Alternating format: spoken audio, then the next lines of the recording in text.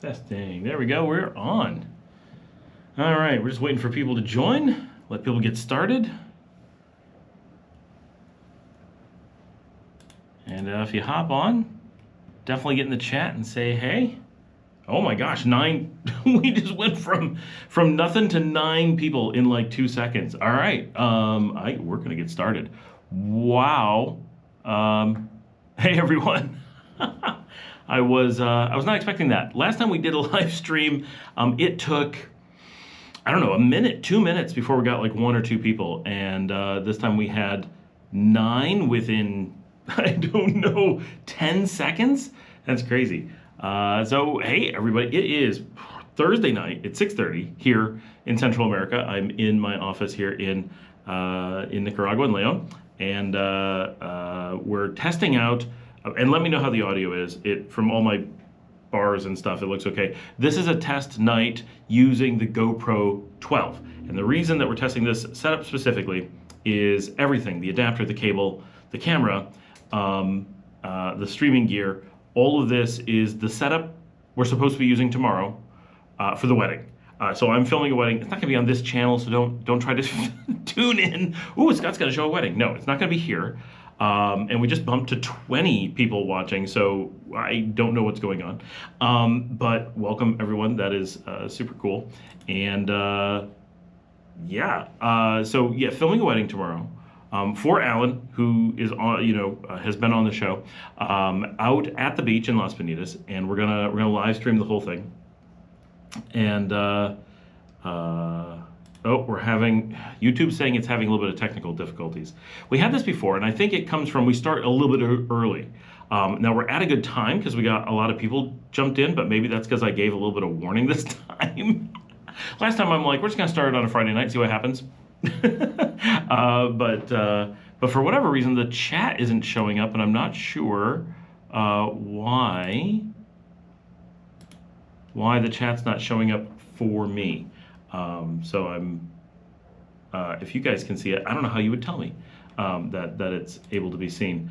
But at the moment, yeah, if you're able to jump in the chat and let me know how it looks. I'm going to open, potentially in a minute, in another window and see if we can see it in another way. But definitely there's some issue going on with the chat. Like I don't have a window for the chat at all, which is weird. So yeah, that's strange. So mostly doing a test to make sure that this works, make sure it looks good. And I mean, from what I can tell on the screen over here, so this is me live just behind the camera, looking at the camera, right? I've just got the one light. That's not really what I'm testing, but the image over here on the stream is looking good, and the monitor from the audio says that things are good over there. But I'm really bummed that the chat functionality is missing. What is up with that? Why would the chat functionality be missing? That's very weird. So I'm going to try to find some other way to get into the chat so that I can see what you guys are saying. And oh no, maybe it updated it. It says waiting to start. I tried really hard to make the actual image for the live stream not be the waiting to start, but to be the live video with the cats. So yeah, not a complete success. But there is, yeah. So okay, so I just logged on. So bear with me. I logged on as Camera Cafe. So if you see that, that's me. And I'm gonna read the chat from there. I don't have control of the chat for some reason. We'll try to get it back, but I can see you guys talking. So I know this is going on, but I'm getting the same delay now that you guys are. The image looks fantastic, and the closed captioning is working. So that's super cool. That's something I did not try before. I don't know how to turn the captioning on. Oh, there it is. Now I don't have to see it. Okay, I'm liking the look of this. I'm liking the captioning. I'm very happy. All right, Jorge says, hey, Scott. Pry Boy Scott, is it true you can't bring a drone into Nicaragua? That is absolutely true. You cannot bring a drone into Nicaragua. And what a lot of people are going to tell you is, well, you have to get a form, you have to do it. No, there is no bringing a drone in. Okay, so not to toot my horn, but you're all here on my live stream. So, so I'm the largest by no small margin, right? By 300%. The largest English language vlogger in the country. And actually, from what I've discovered, I may be the largest vlogger of anything now. All the channels I can find that are larger are government channels, television stations, things like that. Things with big teams of people producing like nonstop content. Of a person producing a thing, I think I'm the largest. Definitely the largest making content about Nicaragua. So I am if there was to be a person that was able to get approval for a drone to be able to film, it would be me, right? Because I do promotional stuff that Nicaragua wants to get out there, because Intour has expressed an interest, that's the Department of Tourism. They want me producing content. I have a track record of the type of stuff they can go watch thousands of hours, and they have, to make sure that the show is something that they're happy with. I can talk to border control. I can do all the things. I will have a lawyer submit the paperwork. All that. I have been told I have no hope of reasonably getting a drone in. There's no way for me to get approval, and I have everything that you could possibly want to try to do it. And so I'm still hopeful. I'm still trying, but my understanding is no person has been approved for a drone ever. And the people who have been approved for drones, like LG was approved, like the big Korean company, they had lawyers, they went through a bunch of stuff. They're a corporation. If you're a farmer and you need to film your fields, they will let you, right, with the right paperwork and the right stuff. But if you're trying to film and you're not a citizen, you've got really, my understanding is no hope. We're hoping that changes, obviously, and we're trying, to convince people to let us in, and it might work, but it's going to take time for sure. TJ says, hey. Christine says, hi. Hans Jürgen, good evening. The power of YouTube notifications. But on Friday night, it didn't get that many people. Like on Thursday night, no, I did post like 2 hours ago that I was planning on doing something. So I'm guessing that some of you, let me know if some of you guys saw the post and that was why you were like, oh, I should pay attention. But yeah, pretty cool.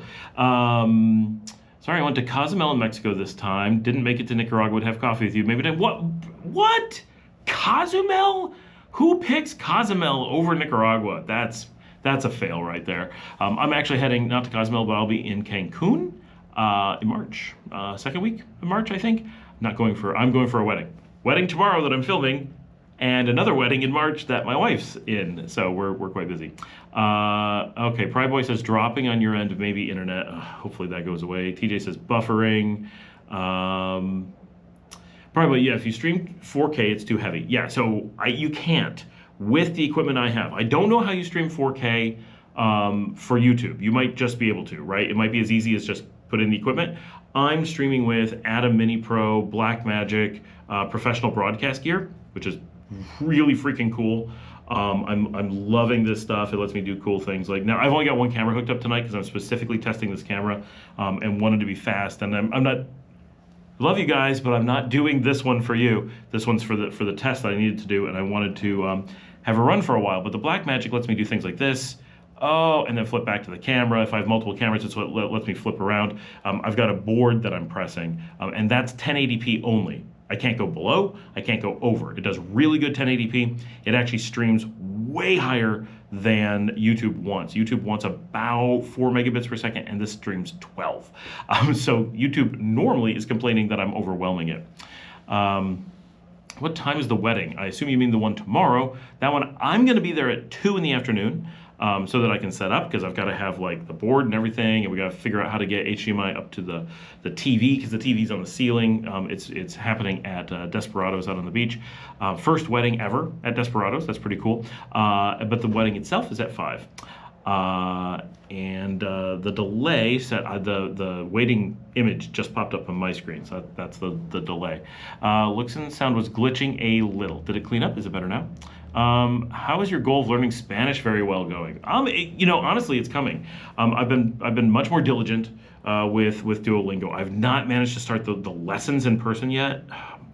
So we had a medical emergency, and I've lost 2 weeks just right there. So I'm a bit behind on that. I do plan on starting that pretty soon. But the Duolingo I've been doing much more diligently, and I feel like I'm progressing. Like I sense like when I do Duolingo, I get to a new thing and I was like, I know this, I don't know, like it's fast, like it's fluid, like it feels completely different. So obviously it's been years of effort, but I am noticing it feels good. I am definitely progressing. I don't know if I'm at the pace I want to be, but I'm definitely progressing more than last year. Someone said you can't bring a drone, but can buy it there. Not sure if that means you can use it then. Okay, so this one's a little bit complex. Yeah, so first of all, bringing one over the border, totally not allowed. Can you buy one here? Basically, someone else smuggled one in, and you can buy one here. However, so drone means different things to different people. A true drone has nothing to do with a camera, and you can't fly it with a person. An actual drone flies itself, and you have nothing to do with it. Nobody means that.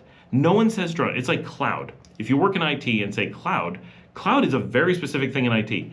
No person outside of IT, and most of those in, have never even figured out what cloud is, and they use the term for other things. Drone is like that. They mean RC quadcopters with cameras are not allowed. If you're bringing in a little toy drone that you just fly around that doesn't have a camera, probably not a problem. If you're, like all kinds of things. But the remote control quadcopters with cameras, that is the thing most people refer to as a drone, is not allowed. That I'm aware of, the thing that they sell, and I am aware of this. So I missed, someone said Pride Boy. I've heard the same thing. I'm aware of where it is, more or less. And the story was, it's a toy, not a professional unit, which might be fine. And it may or may not have a camera. My guess is not. And if it does have a camera, it's just some cheap little thing that looks terrible. So you might be able to get away getting a drone in Nicaragua, and lots of people do smuggle them in. But a lot of people get caught too. And if you're worth $1 billion and you're smuggling in a $3,000 drone and someone takes it, you just laugh, right? Like, that wasn't even worth taking out of my pocket. But if you are a normal person and there's someone's taking your $3,000 drone, you're gonna cry immensely because that was it. And now you can neither film nor, if you're worth $1 billion, you just pay other people to smuggle them in. So it's tough, right? So the simple answer is no, you can't have a drone, but you might be able to find one that someone brings in, and you can always try to smuggle one in. Like, take your chances, right? They don't like beat you or anything. They just take your drone away. Unlike the Philippines, there's not a lot of info on Nicaragua. No, yeah, absolutely, for a lot of reasons, right? One is the Philippines. So the Philippines used to be part of the United States. So the U.S. has like this huge relationship with the Philippines, which is very different. And the Philippines is a really big country. You don't think of it that way normally. Some people do, because it is. But in general, you tend to think of the Philippines. I'm sorry, the Philippines is huge. It just is. It's a massive country. It's one of the world's biggest countries. And so, and it's a really popular tourist destination, and it's a really popular airline transfer location. So if you need to fly from North America to Asia, the Philippines is in the way, right? So you go in there, and it's U.S. military bases. So if you're coming from North America, the Philippines is a part of all kinds of life in North America, whether it's travel or holidays or just international relationships or whatever. The Philippines and the U.S. are very much aligned.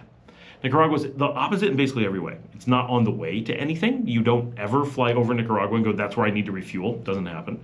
It's a tiny country. Rather than one of the world's largest, it's one of the world's smallest. It's not setting any records, but it's a tiny country. It is not aligned with the U.S. in any way.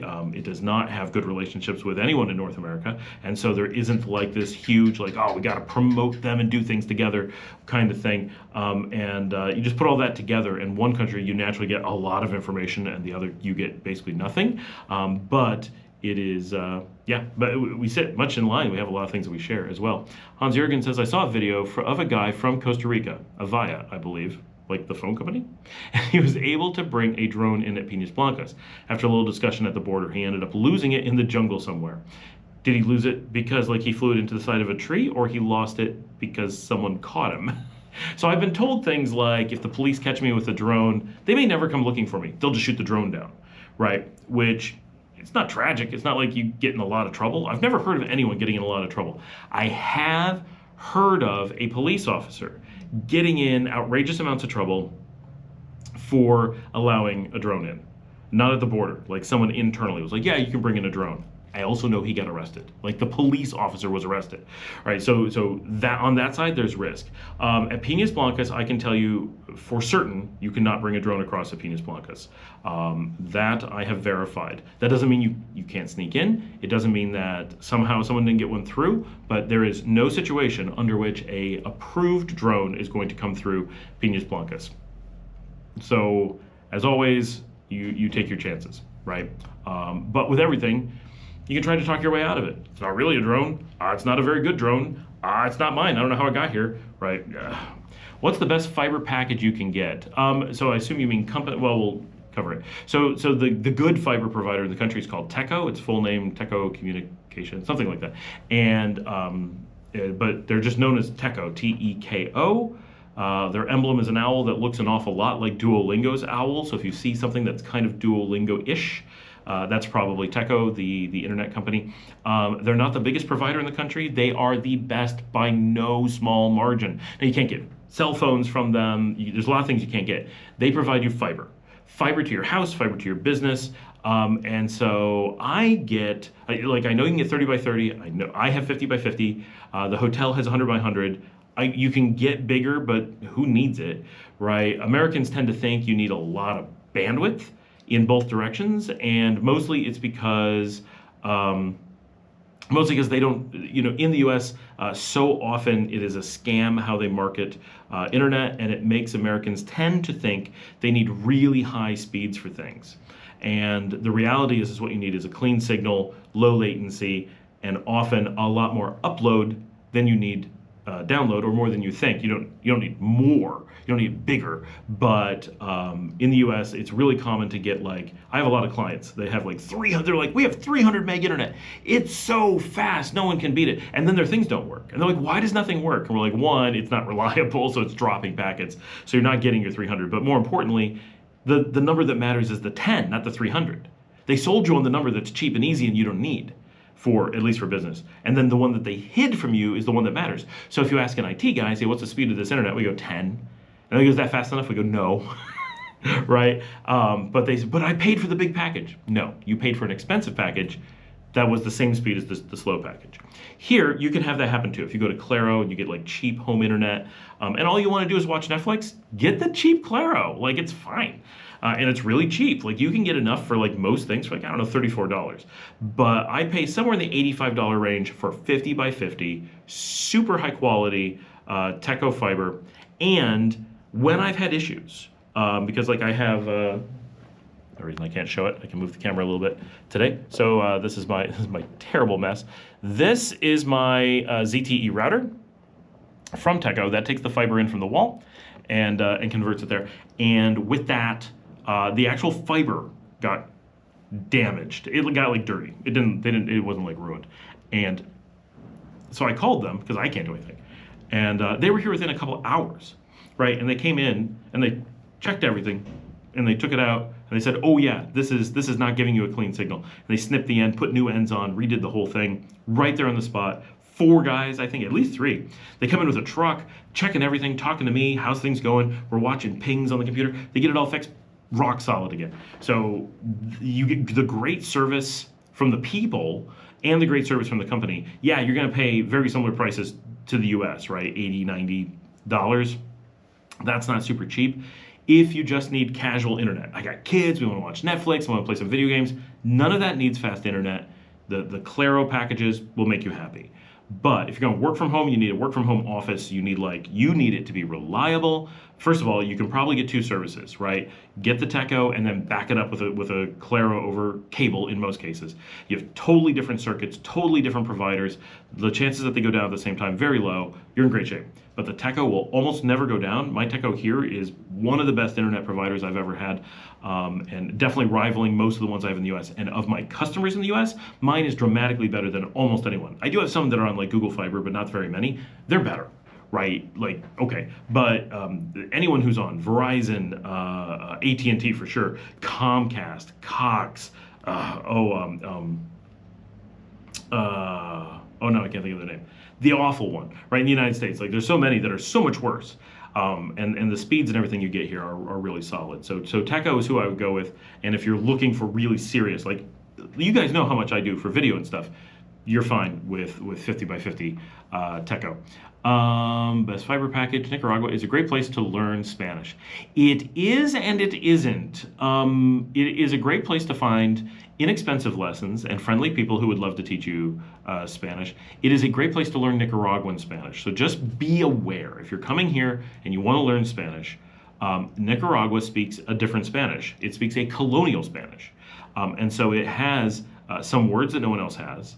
It has some Nahuatl mixed in, and so it's Nahuatlish, right? So you're getting it kind of like Spanglish in the United States. They have Spanish and Nahuatl mixed together, and sometimes they get it wrong. So, for example, here, if you were to learn Spanish in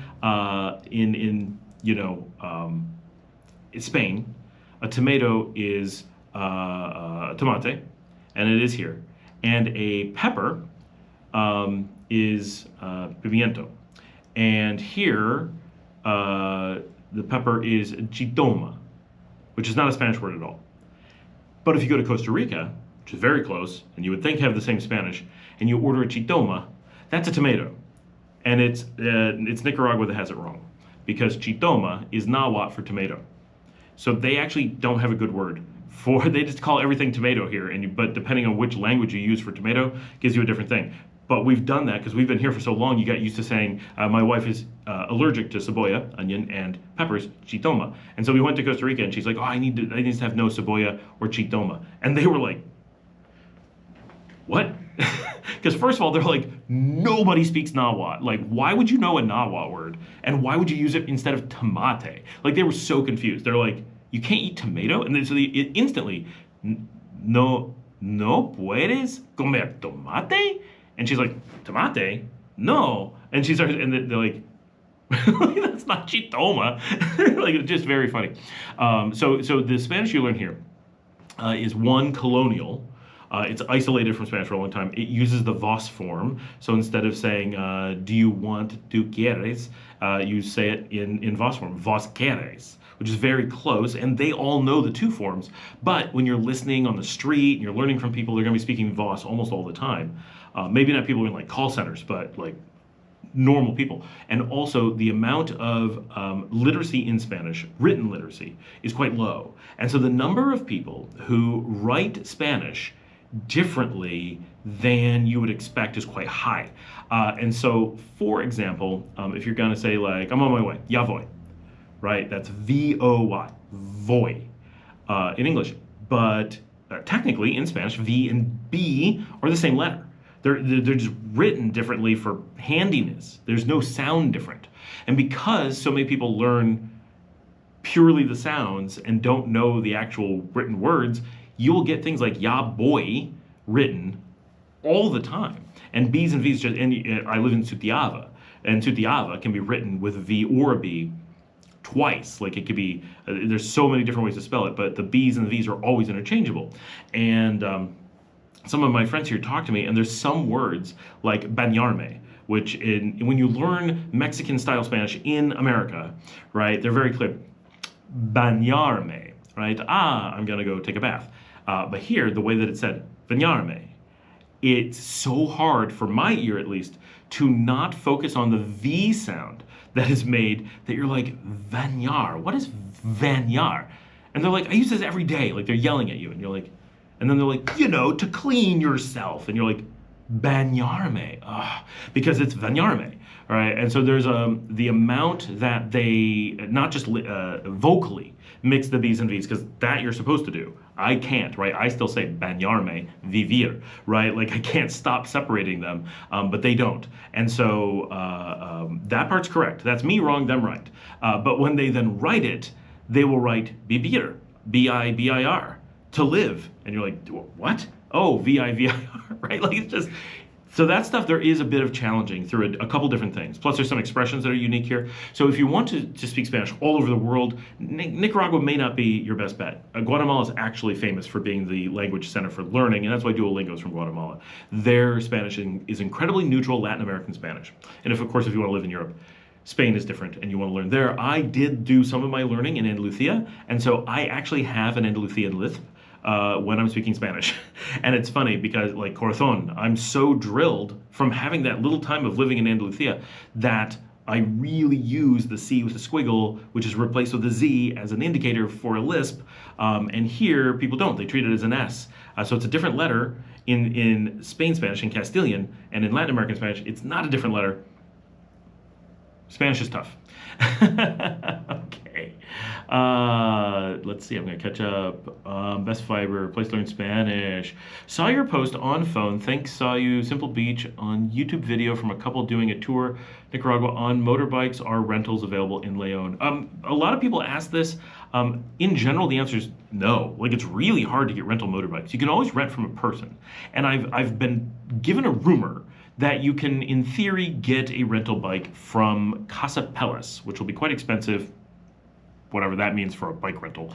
So in theory, it's available. It is not commonly available. I am yet to encounter a person who has successfully rented a motorbike in Leon. Let's put it that way. And I've encountered a lot of people who wanted to. Lost control of the jungle and lost it. Well, then you can get, yes, you can get a drone in Nicaragua. You just have to go to the jungle and retrieve that one. Problem solved. There's been some talks of China building a canal across Nicaragua similar to Panama. Any progress on that? No. Okay, so I've got a couple of videos. Definitely go check out that video. Just go to my channel. If anyone's never done this, right, and it took me a long time to learn this, go to my channel. Actually click on, obviously on a computer, click on my channel, and it brings up where it's got my banner at the top and it's got all my videos. Obviously, you guys are probably doing this all the time, but if you're not, make sure you're doing that. Go there, and then there's a search tab. Not the search tab at the top for search YouTube. There's a search my stuff. And just type in canal, because I've definitely done the Nicaragua canal. It should be the first one that comes up. It's definitely the first one that comes up on Rumble. Under some circumstances, it's the first thing that comes up on Rumble when you search Nicaragua. That one, I talk about it. But, very importantly, China has not been talking about that for more than a decade. All of the talk about it currently in the last 10 years is the US government or US media trying to either stir up dissent or panic, right? The US has been, this is a big thing, right? So I'll try to do a real fast history. 150 years ago, it was proposed that they do a canal across Nicaragua. They said, we don't know how to build canals like that. So the project didn't go anywhere. Then about 50 years later, they built the Panama Canal, which was way easier, but it got built. And at the time that they built that, the American engineers said, we think we can do it easier in Nicaragua, but not by much. It's still hard, right? But the French tried to do it in Panama and failed, but we can take over their work, and that'll make it easier. So that's why Panama ended up being the place, not because it was narrower. It looks narrower, it's not actually. And I used to live pretty close to the canal in Panama, so I'm very familiar with the Panama Canal and canal engineering and like stuff. Like I put some effort into it.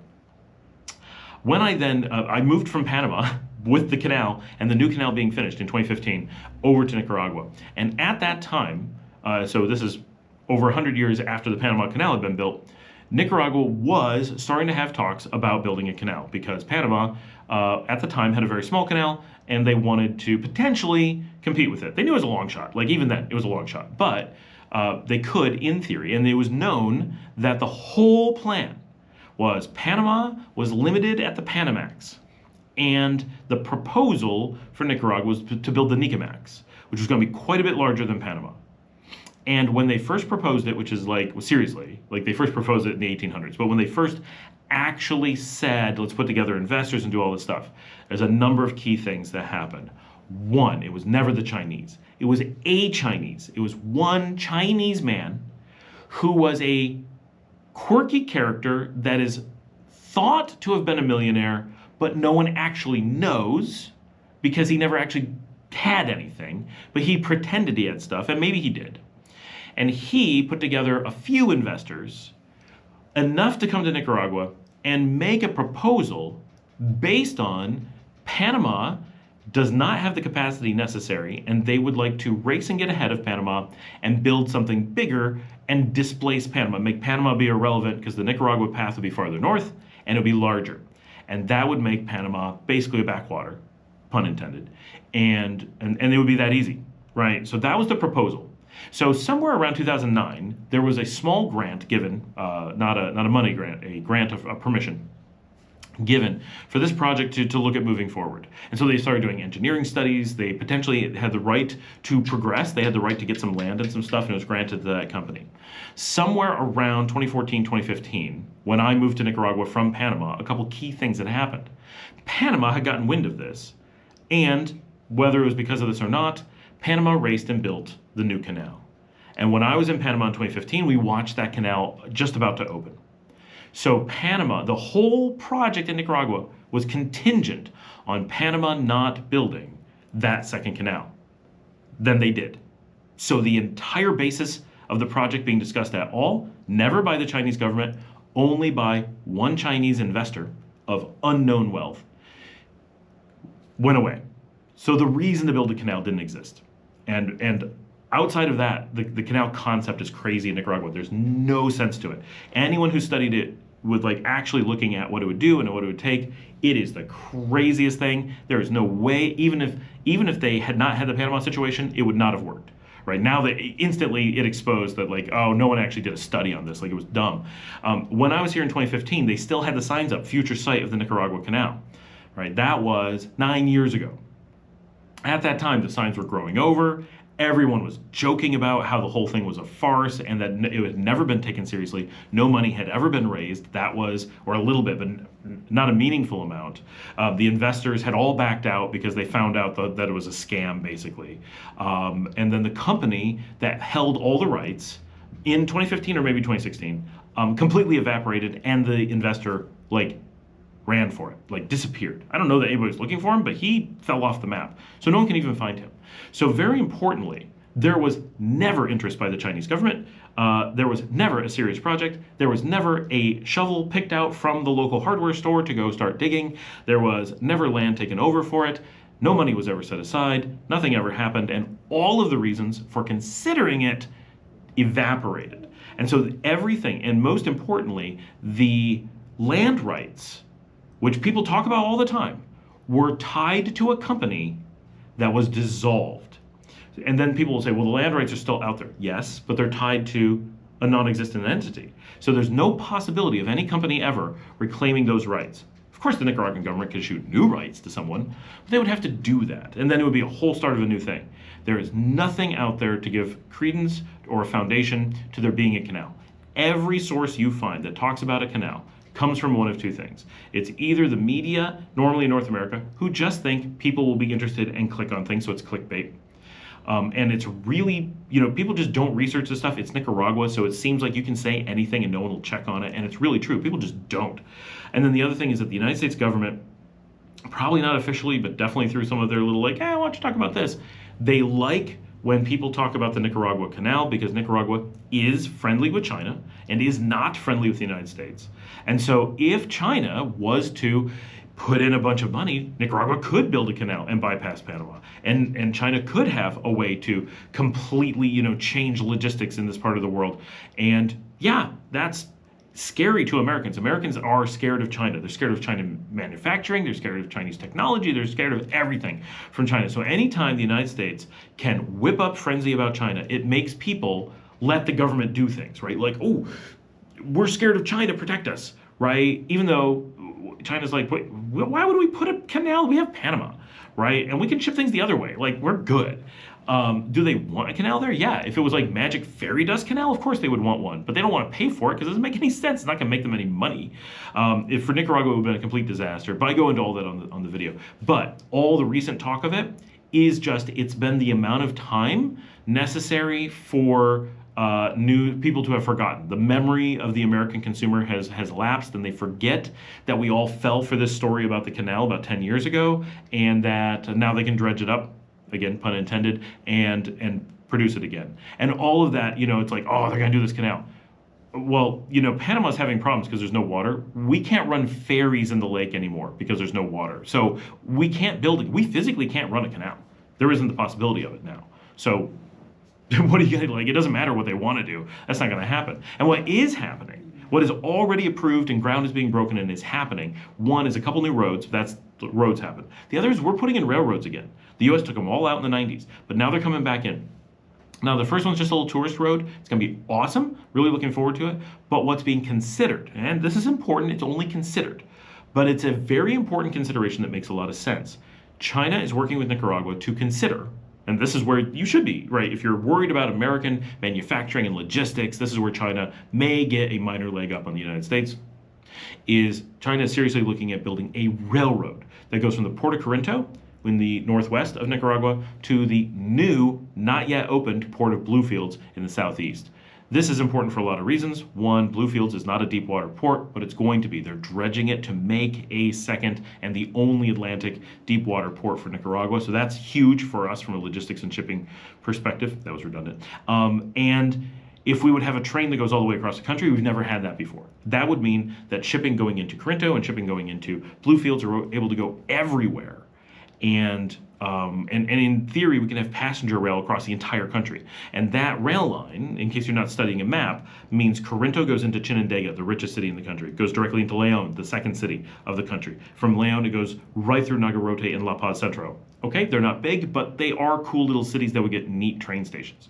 Then it goes right into Managua, with a stop first in Ciudad Sandino. It would put some really important large metropolitan areas that are not very well known onto the commuter map and allow western and northern Nicaragua to move really rapidly and easily between all the major cities. Like, it really, one line would connect every major thing in the region.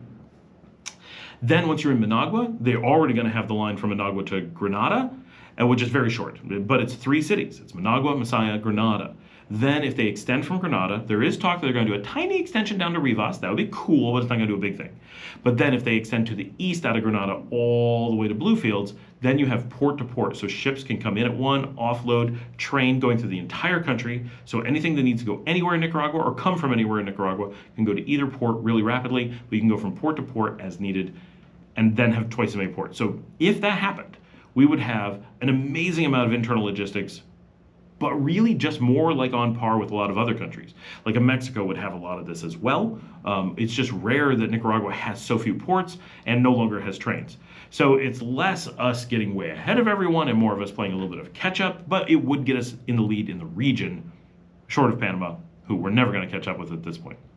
So that is the story of the Chinese canal that never was.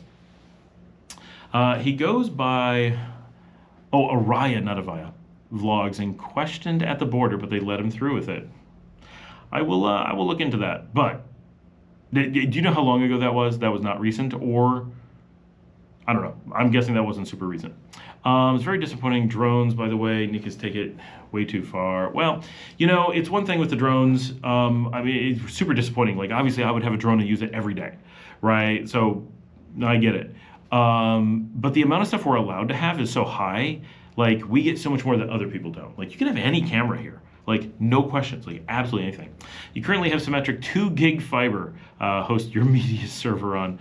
Yeah, that's kind of cool.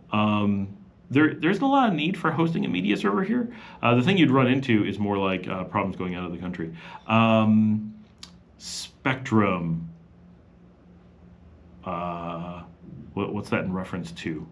That's for Chip G. He said Spectrum, and I'm not sure what he means. Charlie, love the channel. Thank you.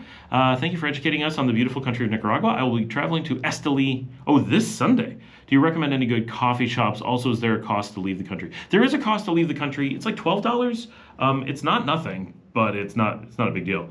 Assuming you haven't overstayed your visa. If you've overstayed your visa, there's extra fees, but if you're just normal leaving, I think it's $12. It could be $14. It's definitely not $15. I know of no fee that hits $15 for like border crossing. Like, certainly there's fees over $15, but not for normal stuff, just that.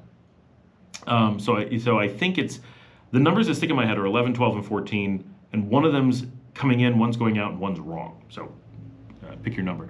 Esteli, so I haven't gotten to spend anywhere near as much time in Esteli as I would like to, and I don't have a favorite coffee shop. However, there is a place right downtown, of course I don't know the name of it, that is, it's kind of Americanized. Like, it's really, it looks like a diner. It's like right downtown. It looks beautiful, and I really want to go.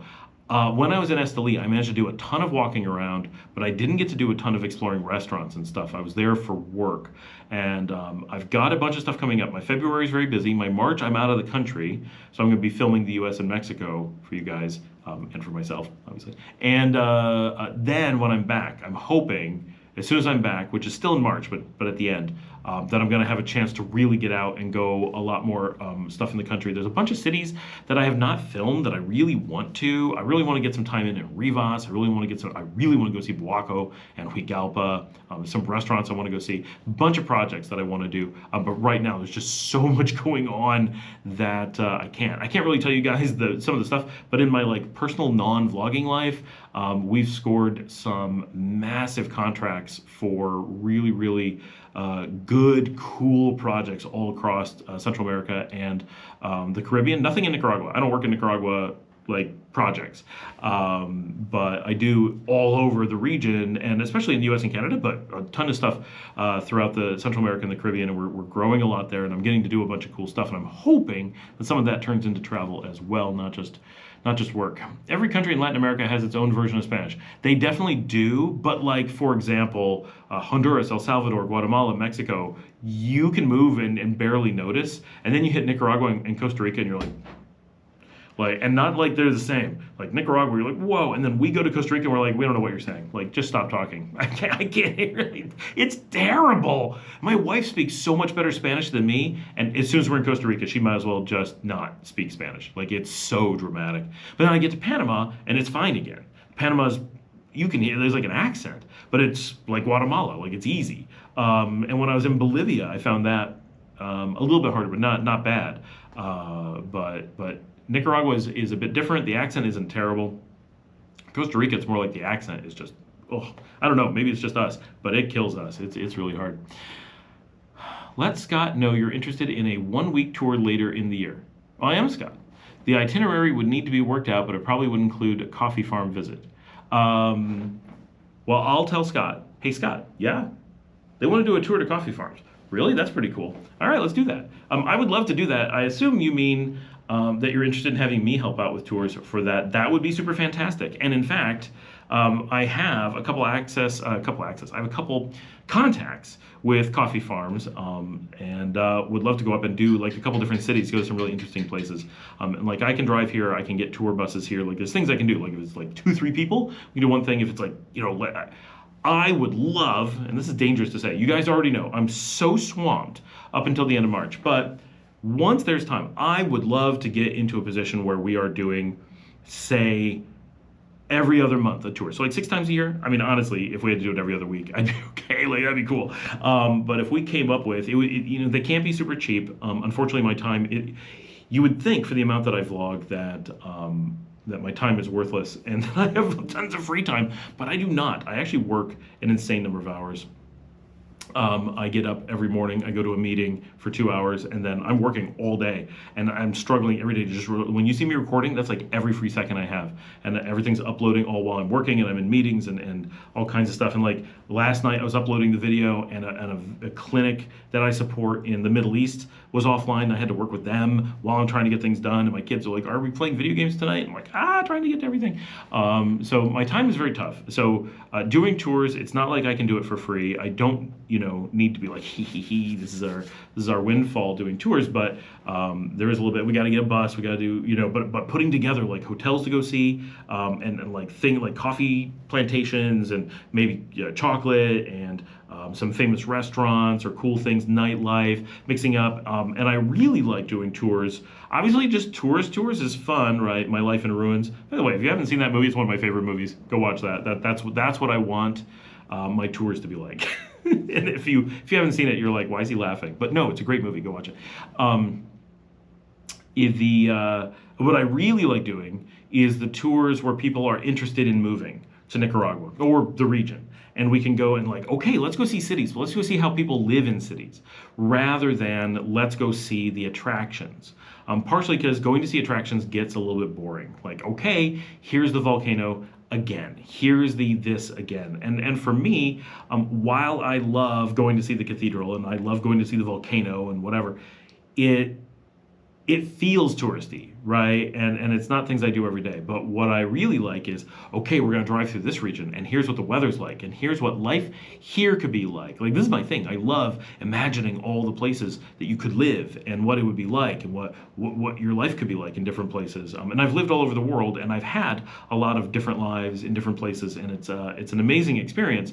And to help people discover the life that they may be able to or want to have, or what their options are, is super fun and a thing that I'm constantly thinking about. So I think I add something more in that way, rather than just taking you to see, here's the chocolate plantation, they make chocolate. Like, I can do that, but I don't add as much as I do with, like, oh, if you lived here, here's what I would think to do for a house, and here's the kind of land you could have, and here's what your Saturday night outings could be like. And like, okay, we're looking at, you want urban living in Nicaragua? Well, there's Managua, there's also Matagalpa. Let's try both out. Let's go to some different districts. Let's see what it's like to walk around. Let's see what it's like to go out to a bar. Let's go listen to a live band. Let's go do karaoke, right? Let's try a couple different things and see what your community might be like, so you can get a better feel for what might be really cool for you.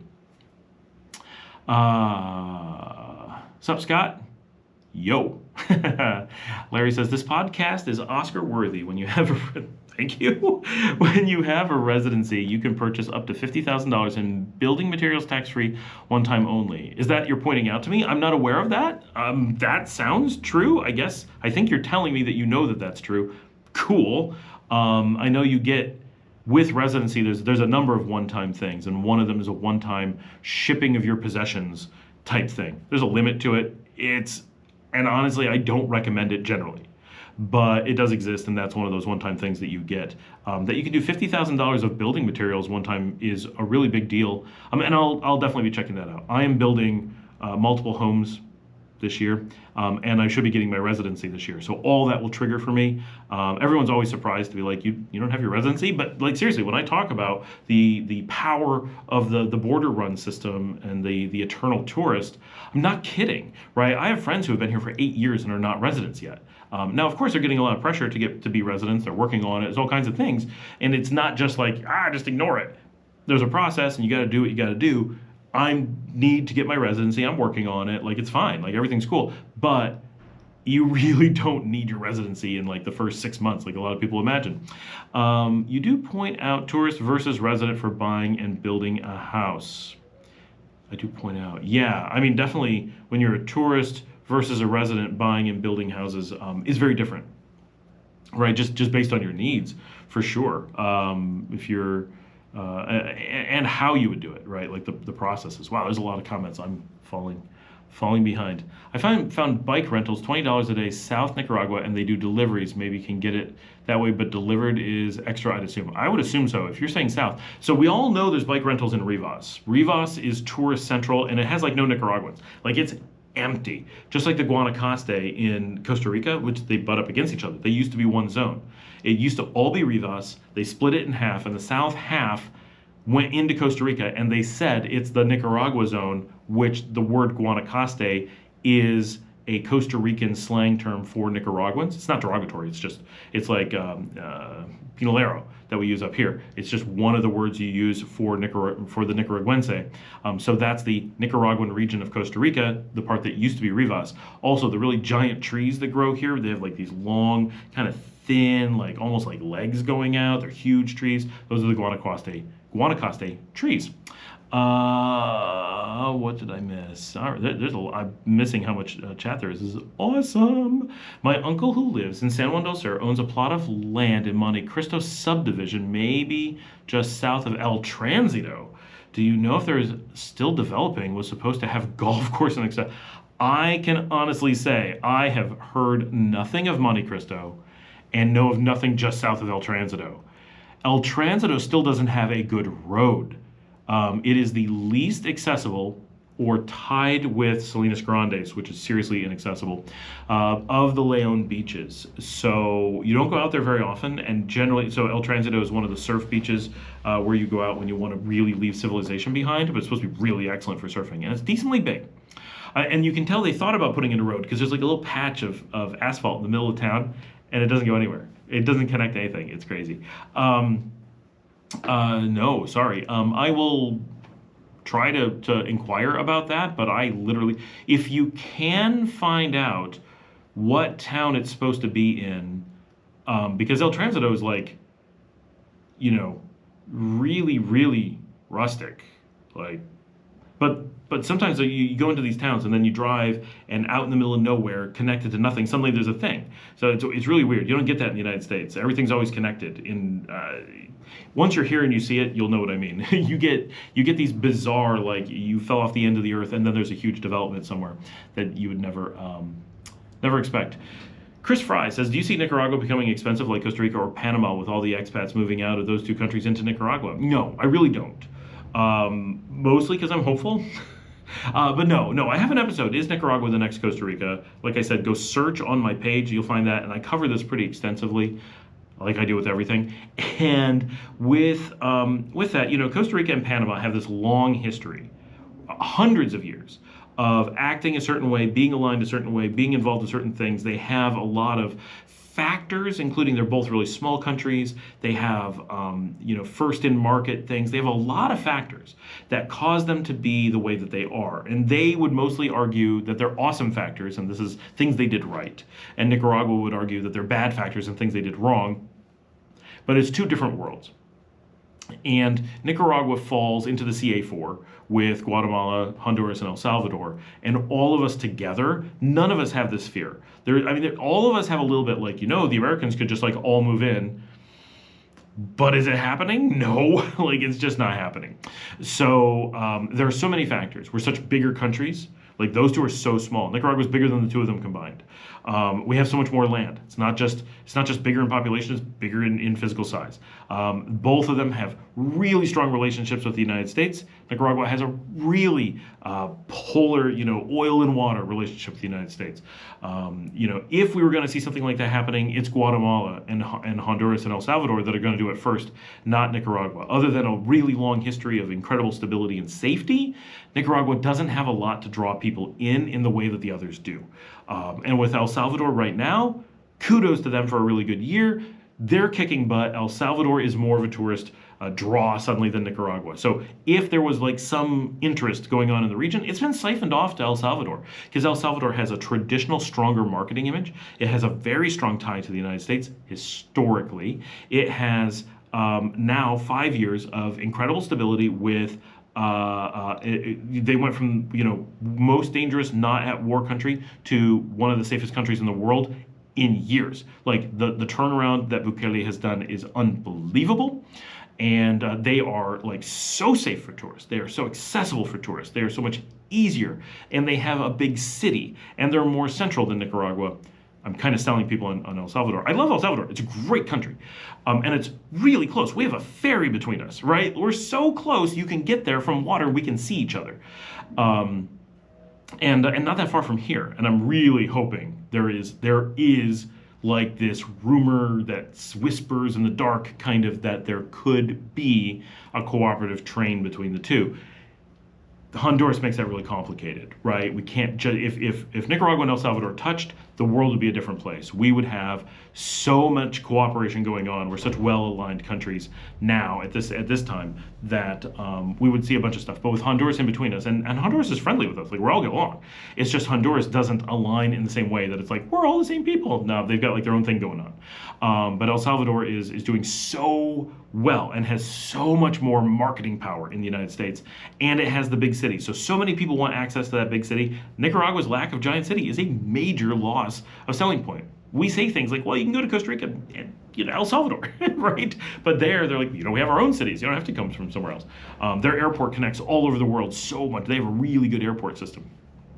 And then the big thing that's going to matter for El Salvador is in 3 days, they're going to the polls and they are doing, this is a really important vote for them. This is the epic vote, right? They have outright said that they are voting, it's Bukele's second term, which goes against traditional election rules. They are literally voting to go dictatorship or to move away and go back to their traditional democratic processes.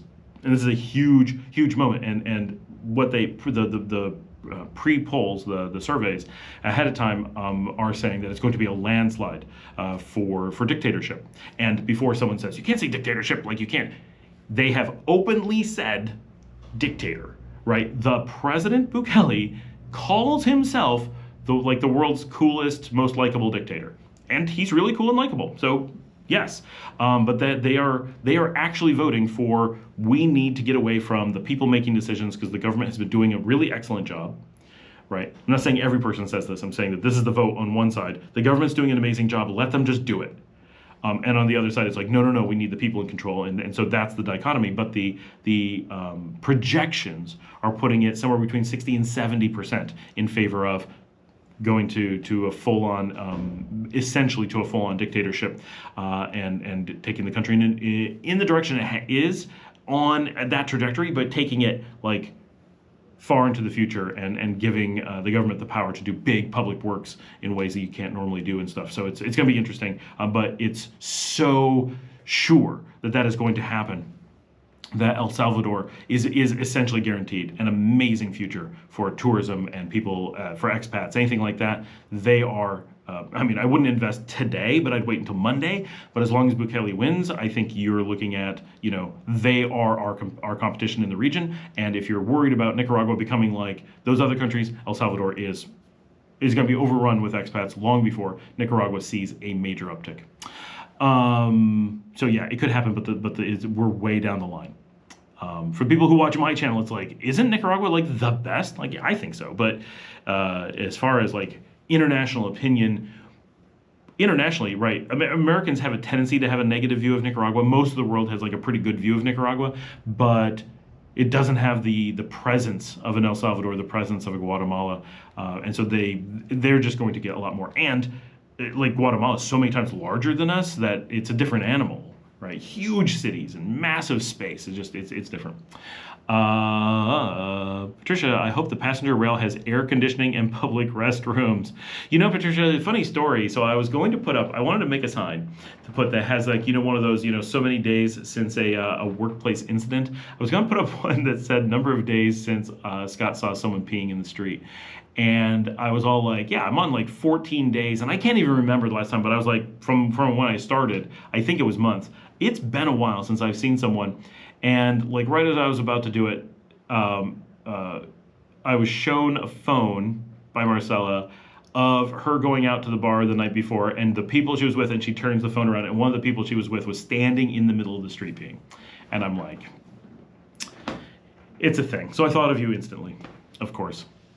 The passenger rail we're expecting will have air conditioning. The new stuff like that going in is typically not like luxury, but it typically goes in pretty nice. So we don't know, but my anticipation is that they're going to do a nice passenger rail. My real hope is that they do a port-to-port train with a sleeper train. That's asking a lot, very European style, but if they did that, it would be amazing. Go in the evening to like Leon, well, we're here, Leon, just go into the city, get the train. I used to do this when I lived in like Transylvania. It would be like, oh, I want to go someplace cool. You go in the middle of the night. This is so fun as a traveler. I love it. You're like doing stuff all day. You're packing up. You're all casual. 10 o'clock at night, you go to the train station. It's like 3 people out in the, everybody's drunk. Oh my gosh, we're just sitting out here in the middle of the night. Train pulls up. You load up your luggage. You get on the train. You're like, is the dining car still open? Yeah. You want a beer? You want a sandwich? Nothing fancy. The restaurant's closed, but we can give you. All right, cool. You have a beer. You have a sandwich, and then at about 11:30, you go down to your car. You get a little bed down. Open the windows. It's raining outside. You get some rain. Just a little bit of mist on your face, and you sleep in the rumble of the tracks. And you wake up in the morning. You're pulling into whatever station you're getting to, and it's like, oh my gosh, I slept and teleported, and it's like this fun adventure through the night. Like, I love that stuff. Love doing it on trains. And when I used to live in Greece, we used to do it on the ferry. I used to do it like not very often, because it was only like when you're going to Athens, because I lived on Crete. And so for us to go from Crete to Athens to the airport, you could fly, but it's so much cooler. Get on the ferry at night. It was like this huge thing to get onto the ferry. It's like boarding a cruise ship. And then you get a stateroom or whatever, and you'd sleep through the night and have dinner. We'd have salmon dinner, like a big fancy dinner out on the ferry, and enjoy this. You could see Santorini going by and everything. It's so magical. I'm over romanticizing what would be a jungle train through the night, but it would be really cool. I would love that. Christine, we appreciate all you do and the information and passion you share. Thank you. TJ says, how much of your PC setup was brought in and how much was purchased on the local economy? 100% brought in, 0 purchased, I think. maybe a cable here and there. My monitors from on my desk were purchased here. I think, pretty sure. I did bring monitors in, don't do that. That was stupid. We brought in our gaming rig. I use like a Mac, you have to bring those in. Buying Macs here very hard. Possible, just very hard.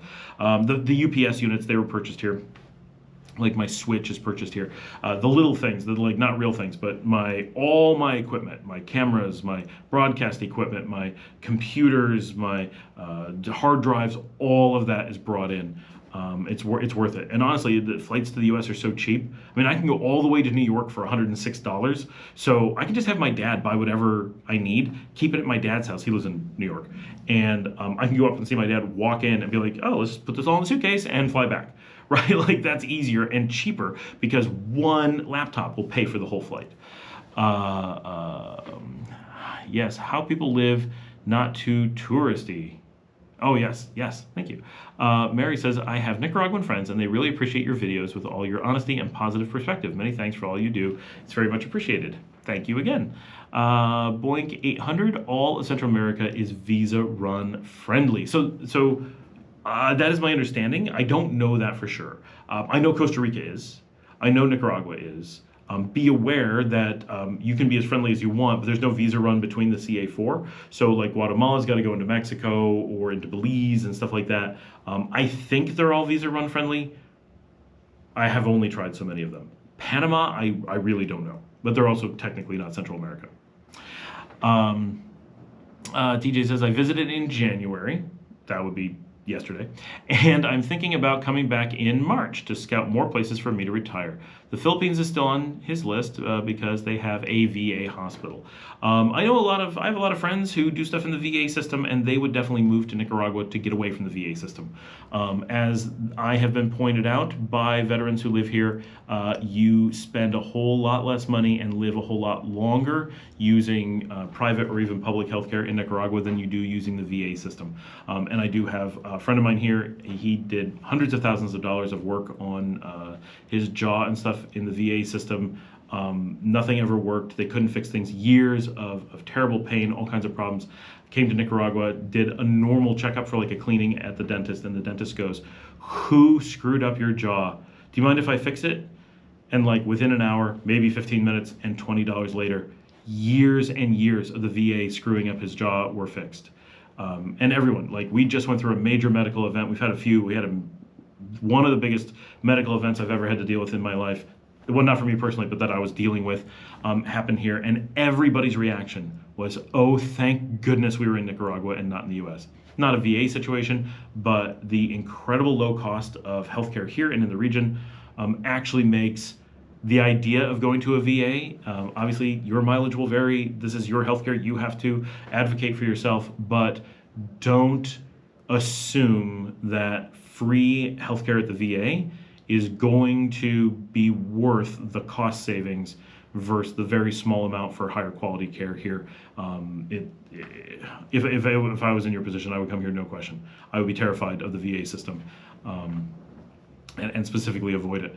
Oscar Zapata, hey, what's up, Scott? I'm a huge fan. Thanks for all your videos. Thank you. Boy, what a great crowd tonight. I mean, not just because you guys all love my videos, but this is really cool. There's so many people. TJ, have you ever thought about setting up a Discord live chat question and answer stream? No, I actually never did think of that. That's an interesting. I mean, I love this. Like, I like doing the videos because they turn into something, and I don't come from a world that uses Discord. I do come from a background that does, like, forums and stuff, and, like, I used to run some pretty big ones, like hundreds of millions of views a month. And so I have some experience in that, and those are things I've been interested in, and people are like, yeah, no one does that anymore. Discord has never, like, caught my eye.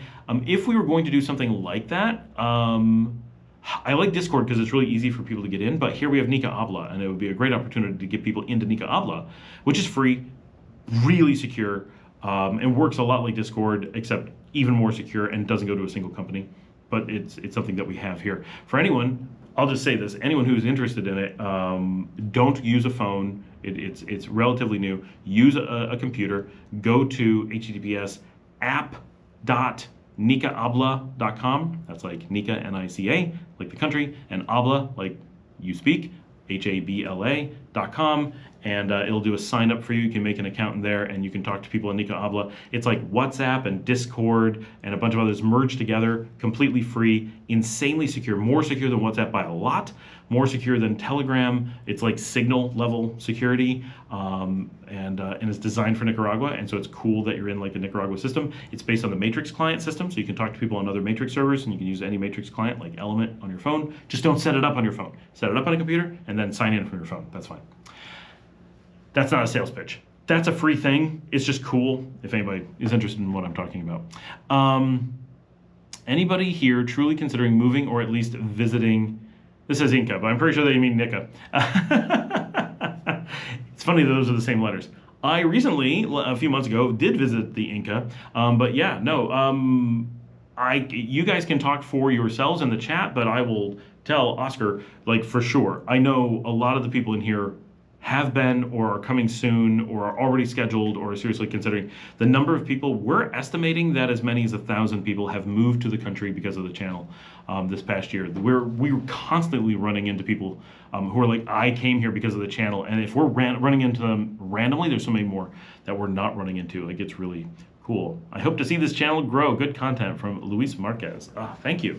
And it is growing. It's a very organically, we don't have any like big spikes, but it's just trucking along in this really reliable way. And you know, I just did that for those who saw it. I did an episode on everyone's leaving Nicaragua. No one's leaving Nicaragua. That's not true. I just did an episode on people leaving Nicaragua. That's not what I'm saying. On people leaving YouTube. And you know, I'm like, I've been doing content like this for 25 years every day. I've been doing this particular content for about 4 years, but I've been doing a vlog every day, or a blog, one or the other, every day since the late 90s. And so this is so much a part of my life that the idea of not doing a daily show or something would not even occur to me. This is how I communicate with my dad. This is how he keeps up with my life and what's going on. And now I have an audience, and like there's a group, like we have a community of you awesome people who live in the GoPro. It's actually the GoPro tonight. And this is just so cool that I you know, there's no way I could not have this. And like, I get to talk to so many people who one, show up and have coffee with me. Like, that's a real thing all the time. But also there's this whole, like, there are people spending hours a day with me in their living room watching it. It's like, wow. It's like, it's wild. Chris says, is it possible to do an interview with a family doctor or dentist? You've done amazing videos about the good health. Just an idea for us viewers of your channel. Yes, absolutely. I have a dentist that I want to bring on the show. She's amazing. She's actually been on the show a lot, but never as a dentist. She's always like a cute girl dancing in background. So if you saw some of my videos that I posted, some shorts recently, there was like a girl in a red dress on the ground and like a whole conga line dancing over her. That's actually my dentist. So I want to get her on the show because she's a salsa dancer, and she hangs out at my restaurant, and she does my kids' braces, she does my wife's teeth, she does tons of our friends' teeth. She's the one that fixed the VA teeth. She really, really excellent. And also, so she's the dentist. And then there's an orthodontist that I really like. And funny enough, if you guys watch enough of my stuff, you know that I tend to get my coffee at a cafe called Dr. Coffee. And the doctor of Dr. Coffee is my kid's orthodontist. Her sister owns the coffee shop, and she drinks coffee there a lot, and she's the doctor. And so completely a coincidence, we had no idea. And my kid's podiatrist, for a foot doctor, has been on the show. He's a drummer in one of the bands that we showed. So we have a connection to a number of people.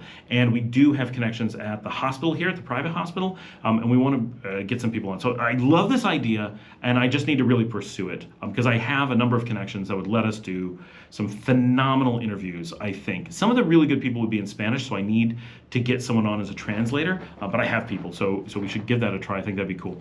And as I'm saying this, I'm coming up like all these people. I'm like, oh, this idea, that idea. It would be really cool for a number of different things. So, Oscar, I'm so well done in the U.S. Yep. That was, you know, I lived in Europe for a while, and I lived in Europe, then Latin America, then Europe again, and then I got stuck in the U.S. partially during COVID, partially during like a life tragedy situation. I say tragedy. It was a set of unfortunate circumstances. It was fine, right? Obviously, I lived through it, but a bunch of stuff going on. But I got stuck there for a number of years, like 4 years, and it was all I could do.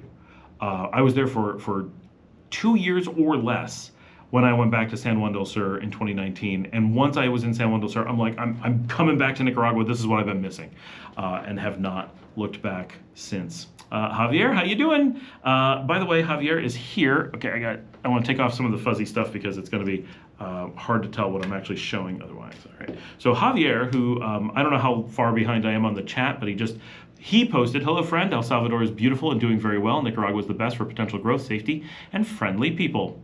Absolutely, thank you. So Javier, 6 months ago, ran a amazing kind of like matching funds whole thing to help get the show some equipment for doing new filming. And oh, now I showed it.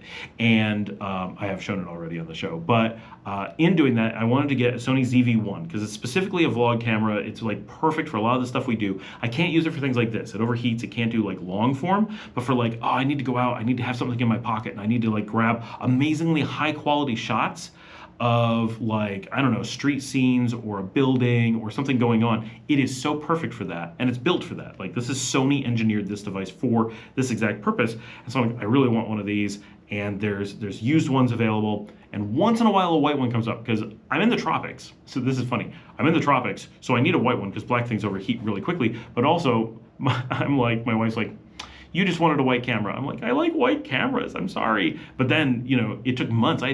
Once Javier helped raise the money to be able to get the camera for me from the channel, so thank you to everyone who participated. That's so awesome. It took me months for a white one to hit the market in the United States, used, of course. And then I shipped it to my niece, and she held on to it for forever. And so I just got this a few weeks ago, 2 weeks ago. So it took forever. But this is the Sony ZV-1. Ooh, the light is very bright on it. Hopefully you can actually see it. It is, so this is, you can see my hand holding it. This is very small. If you're familiar with the Sony line, it's the same as the RX100V, I think. So it's got the screen, it's a flippy screen, so you can do all kinds of stuff. It's got a little dial.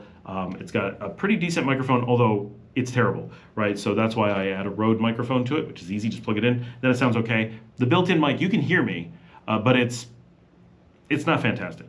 But it's a zoom lens. Here, I'll turn it on so you can see it. And I can use it for things like these live streams, but I can only use it as a secondary camera because it will turn off and stuff. But it does a fantastic job. I love how it looks. I love how it feels. I'm doing a lot of new filming because of it, because it makes it, I really do. I put it in my pocket and just carry it around, and then I have it with me. And you can see, like, it's so small, right? This is a really high quality camera, like, seriously.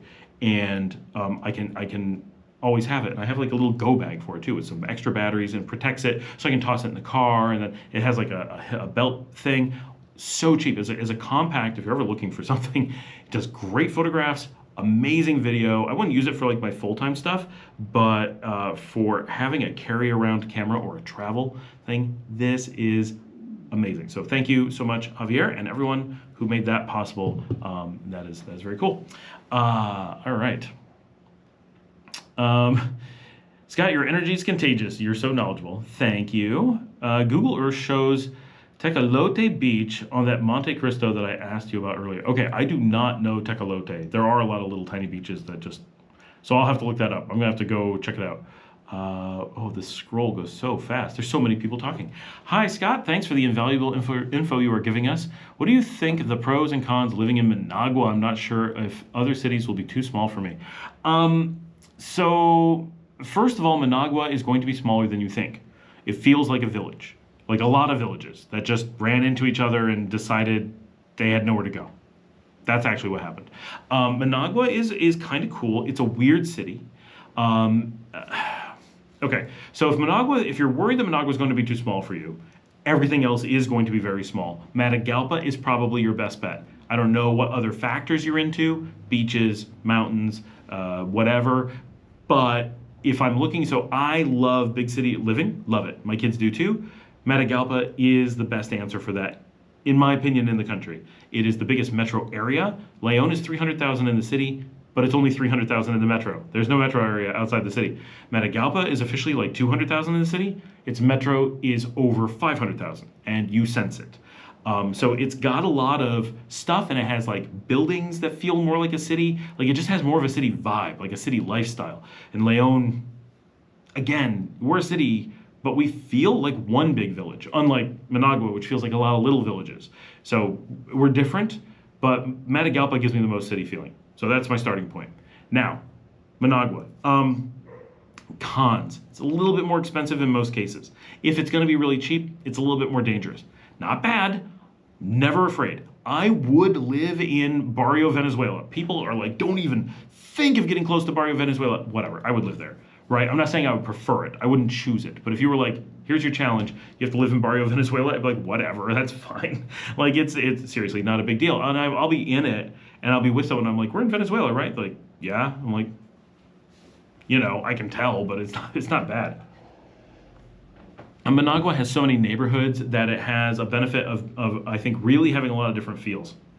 So if you want to be up by the lake and be by like the old part of town where like the government stuff is, like Bologna, you can do that. And there's some really nice living up there. It's a little bit more fancy. If you want to be in the super fancy like Los Robles areas or Villa Fontana, you can do that. Like they get expensive and really cool. You can go out to Santo Domingo and have the big developments with the giant houses and like, I mean, fancy. There's places that are thousands of dollars a month to rent for apartments, right? You can get really fancy in areas with loads of fancy restaurants and nice gastro parks and things that are, like if you're looking for that upscale experience, you can do that. You can get off the beaten path a little bit and find like cute houses or lots to build a house all over the place. You can get delivery of anything in Managua within Nicaragua reason, right? Any restaurant, but do you want really good Indian food? Tough. Like we don't have that in the country. Living in Managua doesn't solve that. You gotta go to Costa Rica, but of the things you have, like so many restaurants, so much nightlife, so much going on. Managua is a very lively place. Transport around the city isn't terrible. Buses and taxis though, like there's no train. Oh, I wish there was a tram through the city. That would be amazing. If they just put something up and down the Messiah Road, they could transform the city with that type of public transportation, but they haven't done that yet. I mean, the country's up and coming. There's so much happening, but it's a long way before Managua's going to have that stuff. It has the airport, so that's super nice. It has a cafe culture that like Leon does not. There's Dr. Coffee. We're not really technically even in Leon though. Like cafe culture in Leon is weak. Whereas Matagalpa, really strong. Managua, decently strong. San Juan del Sur, it's okay. But here, man, I wish I want to live in a place with 20 amazing cafes and I can just bounce between them, maybe in one day, because that's how I am. I'm seriously addicted to caffeine. Matagalpa, you can totally do that. Esteli, you can probably do that. But down here, you really can't. Managua is a food location, so if you're into like quality food with lots of variety, Managua's going to do pretty well, except for like the Indian thing. I really do like Managua for a lot of reasons, and if you said you got to live in Managua, it's on my radar, right? Like I could totally live in Managua and be happy. It's a wonderful place, and gets a really bad rap. It's also lacks a lot of exciting. As a city, it doesn't feel exciting. Individual things, like it's got some great nightlife, got great bars, it's got great people, a vibe, but so you really got to dig under the covers. If you just show up in Managua and you're like, I don't know what I'm looking for, and you just like randomly get a house, you're probably going to struggle with a lot of like, I don't know how to find anything. I don't know how to do anything. There's like this really strong, like, what do I do now? Like, I don't know. And you really need to make an effort to get into Managua culture and figure out what's going on. Like, I'm going to go out to some local bars. I'm going to go find some of the like bigger things. I'm going to just try a bunch of stuff. I'm going to make an effort to meet people, and I'm not going to be afraid to just walk down the street and like go to thing and just try stuff out, right? And if you do that, I think Managua really quickly is going to open up to you, and you're going to be like, it's amazing, but you got to like scrape off the surface and like peer down in and be like, oh, okay, here's all this stuff going on. But if you're just like walking down the street, like you're going down the main road, and you're just in a taxi, you just go straight up the Messiah Road, you're like, there's some pretty looking stuff. When would I go there? What do I do? I don't, like, if I'm in a Tegucigalpa, if I'm in Guate, right, Guatemala City, I just walk out the door of my hotel and I'm like, the lights and the city sounds just guide me to, I don't know, a great bar, a great restaurant, a nice cafe, whatever. Just wander, I'm going to find something. And in Managua, it's like you have to put in a little bit more effort to dig under the surface. And it's like this gritty, raw, amazing, vibrant city with all this life, but it's got its own vibe. It's definitely a unique thing. So I would say if you're really concerned about city size, come down, stay in Managua a little bit, really put in an effort to discover it. Head up to Matagalpa and give that a little bit of a try, but you may easily find that Nicaragua is not going to offer the urbane experience that I'm guessing is that what you're looking for. In the region, you know, if you're looking to spend more money, Panama City and San Jose are great large cities. They really are. I've lived kind of in Panama City on the outskirts, and I love it. And when I visit San Jose, I love it. Very different feels than here. But within the region, far and away, Guatemala City, that is where I would want to live. I love Guatemala City. That is the biggest, right? Guatemala City is roughly the size of the entire country of Nicaragua as a single city. But you may find San Pedro Sula, maybe should be on your radar. Have not done it myself. Tegucigalpa, I mean, maybe, but probably not. But San Pedro Sula is an up-and-coming city, so you can definitely get into low-cost living like Nicaragua. More or less, it's going to be more, but with a much larger, much more up-and-coming city where there's like city. And then San Salvador should also be an option. So the big three of the northern Central America is Guate, San Salvador, and San Pedro Sula for that urbane living. And then the big two of the south is Panama City and San Jose. Hopefully you can find one you like. Hopefully Nicaragua is what you want, but that you're right. The big city, lacking big city feel is tough. Joe Hudson, Scott, good evening. Thanks for the live feed tonight. My pleasure. This is awesome. This is great. You rock. Our family enjoys your daily videos. How many gringos do you see there in Leon on a weekly basis? All right, before we get to that, I'm going to cough horribly, so I don't think this is going to cut off the audio, so I don't know what the point is. That was worthless. I could see the chart that it was still going. So there we go. Anyway, all right, gringos in Leon on a weekly basis. That's an excellent question. Assuming I am not meeting up with gringos, right? Hey guys, let's go out to the bar. I'm gonna meet 30. But if I'm doing a normal week in Leon where I'm going, assuming the city, if I go out to the beach, I'll definitely see a few. But 6. Often. But here in Leon, if I go, let's say I'm going out to dinner, Sua, one of the fancy Mediterranean dinner in town. I might go out to Via on a Friday night for a live band, or to El Vivero.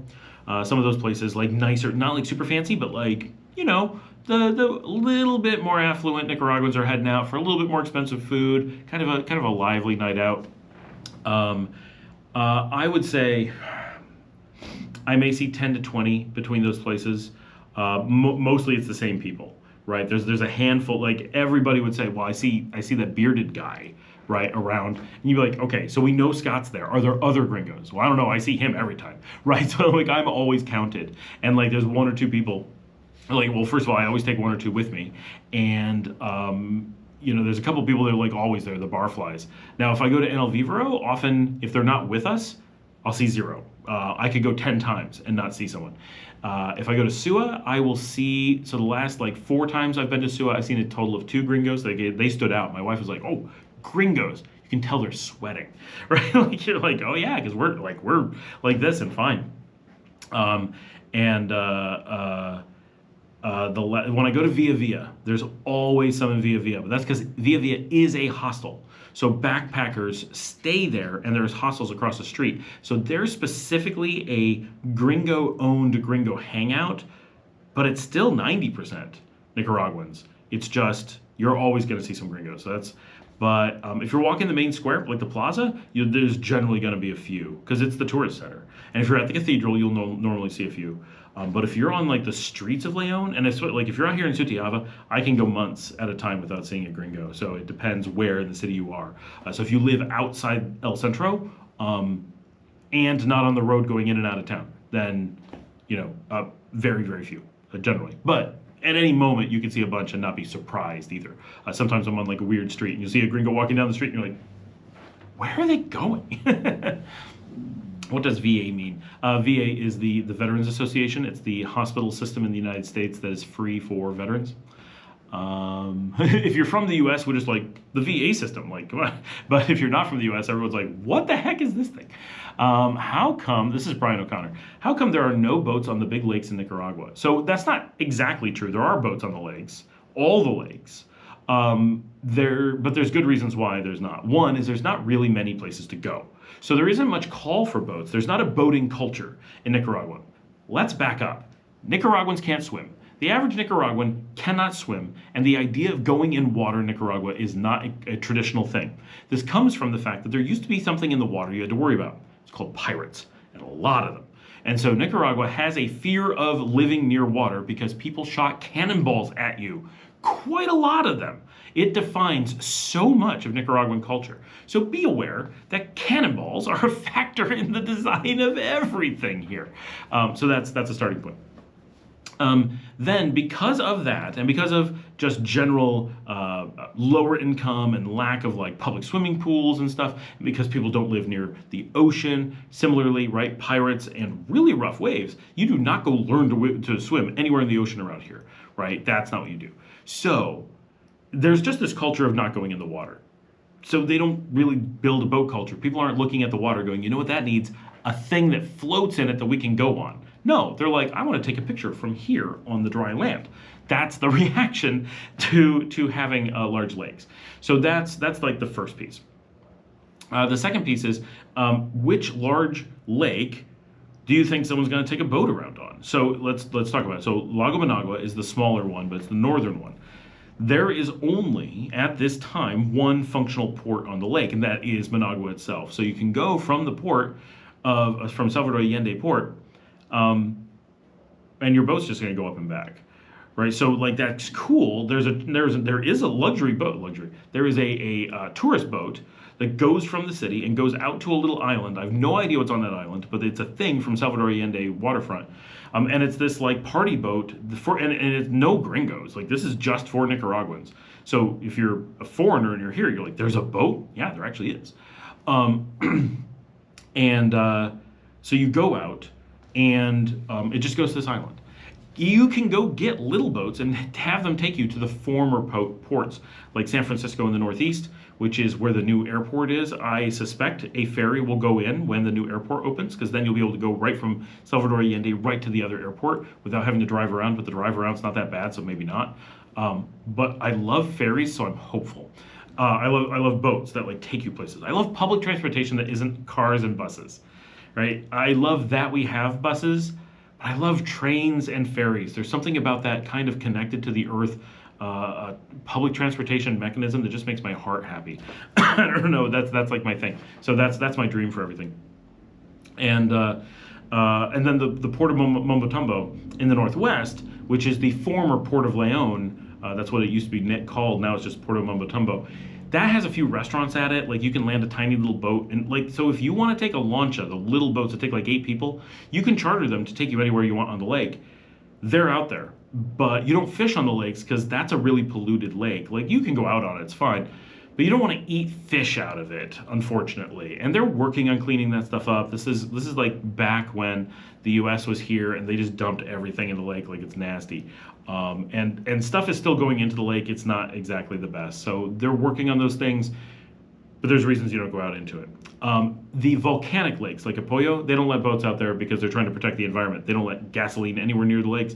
You can go out on like a kayak, but that's it. So that's those. And then Lago Nicaragua is much cleaner. So it is, there are boats all over it. There are ferries that go out on it. You don't tend to take your personal boats out on it because it's so far between things that you couldn't do it. It's like hours on a big powered boat. It's such a large lake. It's like going out onto a great lake. And the water gets rough. And again, people don't know how to swim. You probably don't want to fish in it. You can. And while there are extremely few, and this is not something you should actively worry about, it does have sharks. And so a lot of people know back when there used to be a lot of sharks, they hunted them to near extinction. So there was a time when there were a lot of sharks, and there's still some other things that you don't want to run into. Like there's some fairly large, nasty things out in the lake, and I always get the names of them, but fish you don't want to run into, plus sharks out there. People are wary of it, and tourists avoid it. But if you go out to Lake Ometepe, which is in the lake, people go swimming. No one ever runs into anything. Not a problem. And if you go to Granada, to the Granitas, the 365 little islands out from the city, they are full of people out in the water. Not a problem. So you can go in the water. You can take a boat. And there's boat tours in Granada. There's boats from there's a port at Granada. There's a port at San Jorge. There's a port at San Carlos. There's a port, 2 ports on Ometepe. Like there's ports and there's boats. It's just not that much. And it's mostly that there's just not much call for it based on the type of water, all the things. It's just, people just don't go boating. I really do appreciate your honest views, and you're helping me decide to move to Nicaragua in the next few years. From Asim Abasi. That's awesome. Thank you. I hate that it scrolls so fast. It's like, oh, I've got this, and then I don't. Wow, I've missed a lot. Okay, I need to move faster. I want a farm in walking distance to a secluded surfing spot. I did think about driving. I have a Dodge Caravan, front-wheel drive. I don't know the seasons. Which month would be best to drive? So no matter what, do not bring a vehicle here, and do not bring a Dodge Caravan here. That is not a vehicle built for these roads and conditions. That you will be sorry for so many reasons. To everyone who's interested, do not drive a vehicle here. Like, you can, it's legal. Everyone I've ever spoken to who has done so, if you do a motorcycle, that's fine. If you're bringing down a car, every single person says, what was I thinking? I forgot everything that would be required, and this is a disaster that is completely destroying my life. Not worth it. If you want to farm within walking distance of a secluded surfing spot, you have a lot of options. Your best are probably going to be in Chinandega, the Departamento in the north, because it's the most secluded, most open. But Leon has spots. Basically everything north of the reservation. There's like a reserve in the middle of the country. South of it is the Rivas beaches, which tend to be a lot of extranjeros.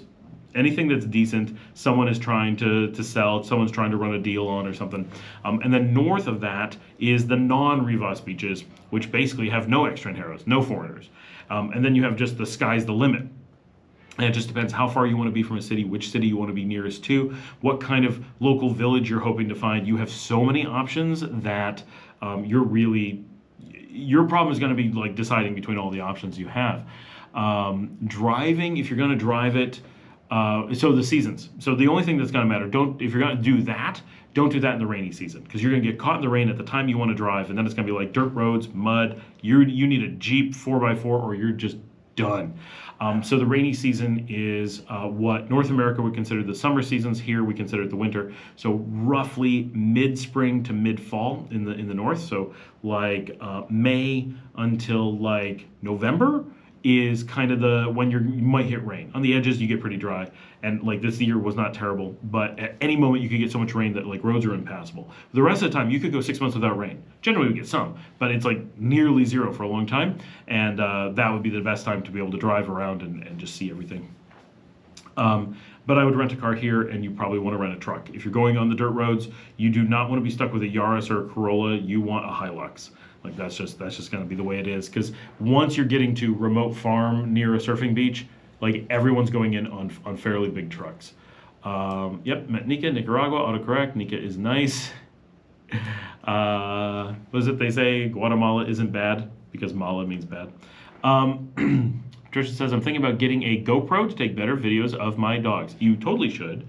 GoPros are amazing. So if you want to take a video of your dog, a regular GoPro is great. If you want to take a video from your dog, then either the GoPro, there's a super mini stripped down GoPro, or the Insta360 Go 3. Both of those will mount very well on a dog collar or harness. Buddha says, hello Scott, are the cruise ships coming back?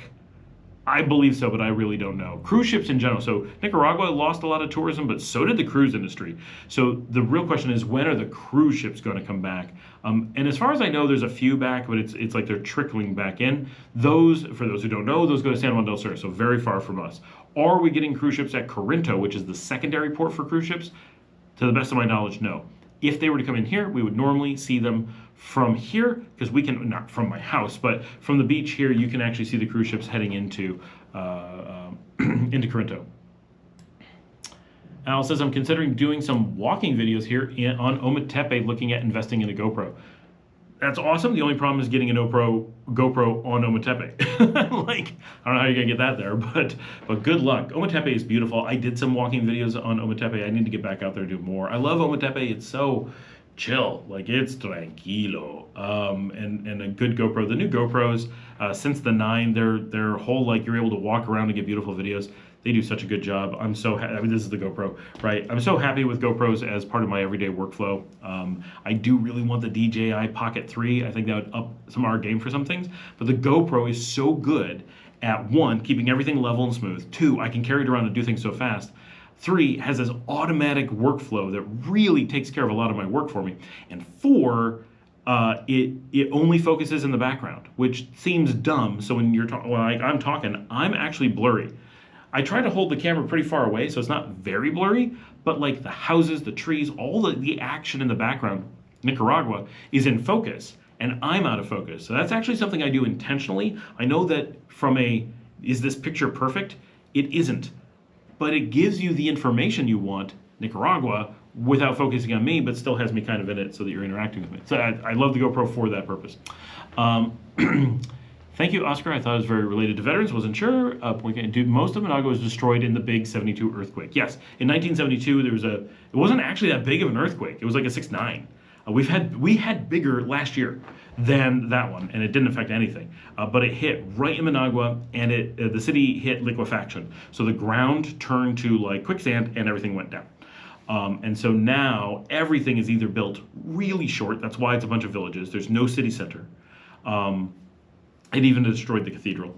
And any building that's going to be any height at all has to be like massively earthquake protected. So if you do see like a 4 or 5 story office building, which is super rare, they will have posters that are like built for any earthquake, like totally earthquake proof, because people are terrified of it. So everybody just lives in really low lying, and you don't have to worry about it normally. But yeah, that's totally a thing. And every single thing of Managua and its zone is defined by the earthquake situation, right? Why is Ciudad Sandino such a big thing? Because that's where people went during the earthquake.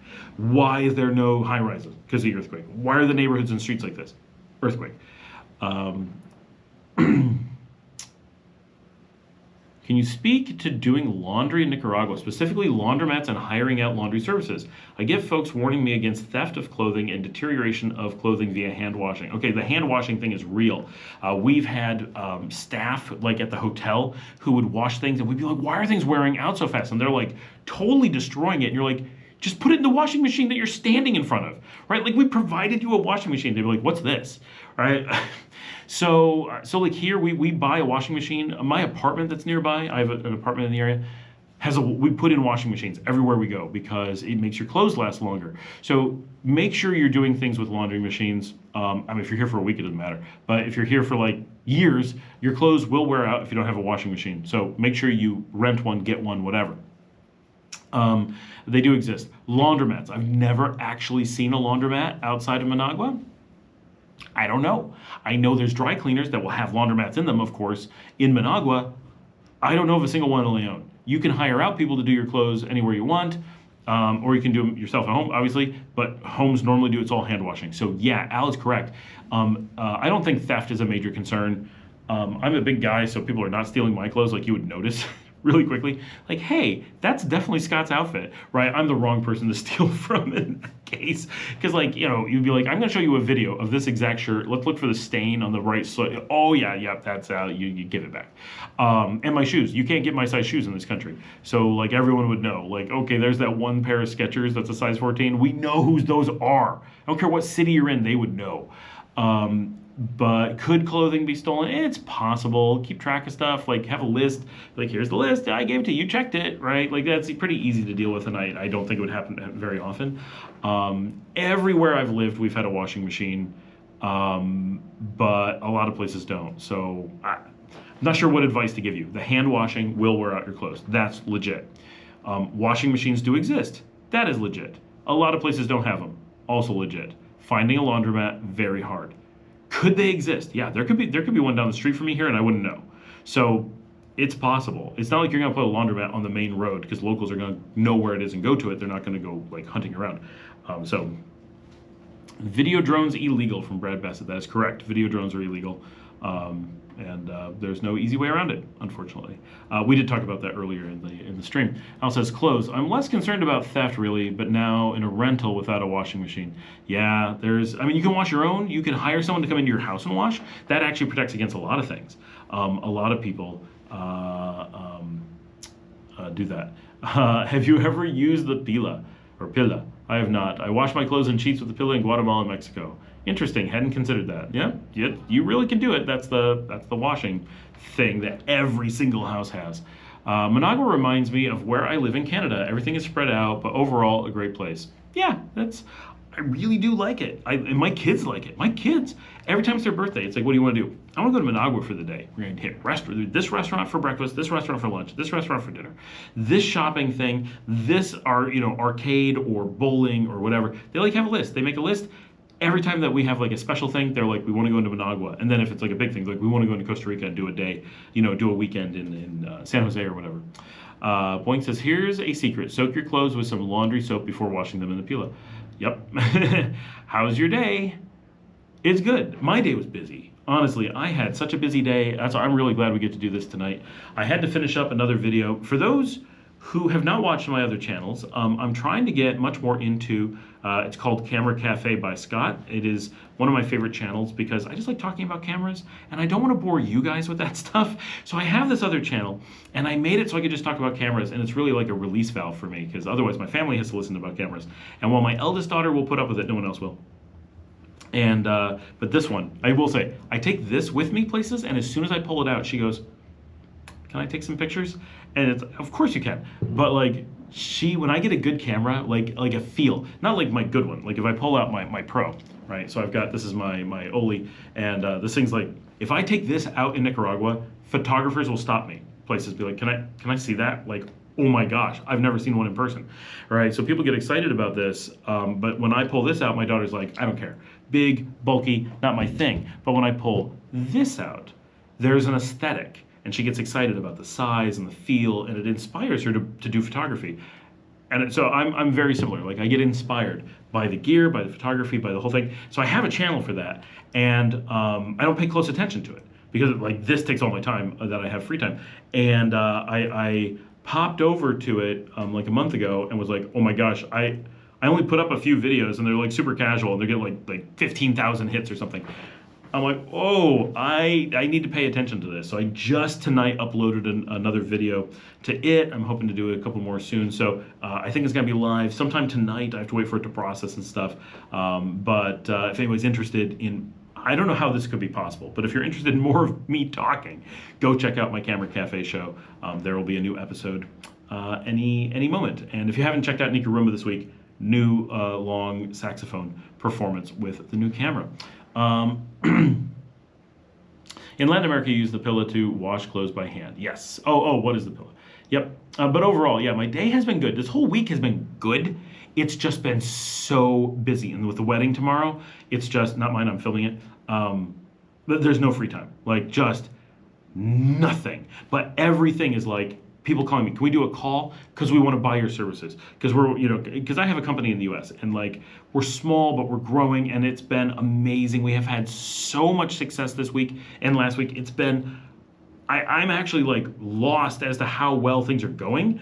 But it's so much new work and so many conversations need to be had. So nothing's bad. I'm not stressed. I'm just busy. And I am staying up super late, which is not healthy. But my kids and I try really hard. Like as soon as I'm done with this, I'm going to be working on editing the video for the day, and packing all this stuff to be ready for the wedding tomorrow. But my kids and I play video games in the evening. So about 45 minutes from now, we'll move into the game room, which is just behind this wall with the quilt. It's hard to tell where we have a whole room that's just dedicated to video games, TV on the wall, video games, couch. We bring the dogs in and we sit on the couch, and we've been playing Resident Evil. We just finished Resident Evil 0. Now we're partway through Resident Evil 1. But we go through all kinds of different games. They're super into video games. Their plan, their life plan is my two daughters are going to open a video game studio together. So that is so when they play video games, we go into real depth, character design discussions, storytelling discussions, all kinds of things. What do you think they were planning? What would you do this? Would you do that? You know what we could do? Like it's very. But so I get up at 7 o'clock in the morning directly into a meeting, and then I go to bed at about 2:30. And so I don't get enough sleep, and I have no free time at any point. So, so I'm a little bit exhausted, but all really, really good stuff. Know any good chiropractors in Nicaragua? I can honestly say I don't know any chiropractors in Nicaragua. I literally know none. There could be one on every corner. I don't know any. So sorry. Maybe that's useful that you don't know any, or that I don't know any, but I really don't. If I needed to ask around, I bet I could find one, but you're not going to want one just in Nicaragua. You're going to want one in your city. Let me know what city you're in. Maybe that'll help. Dug Off Dynamics said, Adam Williams down in San Juan del Sur is excellent. Can personally attest to that. Awesome. I would have not had that contact at all.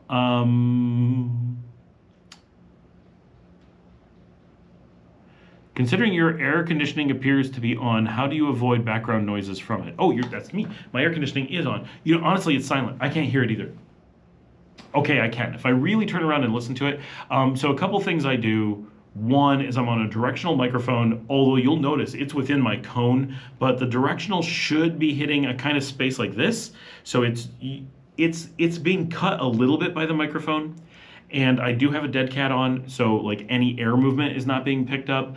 And I do have, you can see this one, there's a quilt right there, so that's catching some of the sound from it, and I have a quilt right here that's catching some of the sound from it, but that's turned to super low and barely doing anything. So it really is just silent, and they have to be silent. We put in extra large 220 units so that they don't make as much noise, because I have to be on calls and stuff all day long every day, and so it's just an important thing for us to not make a ton of noise. I'm going to step away for 2 seconds because my dog is pounding at the door, and I will be directly back. I'm only stepping a few feet away.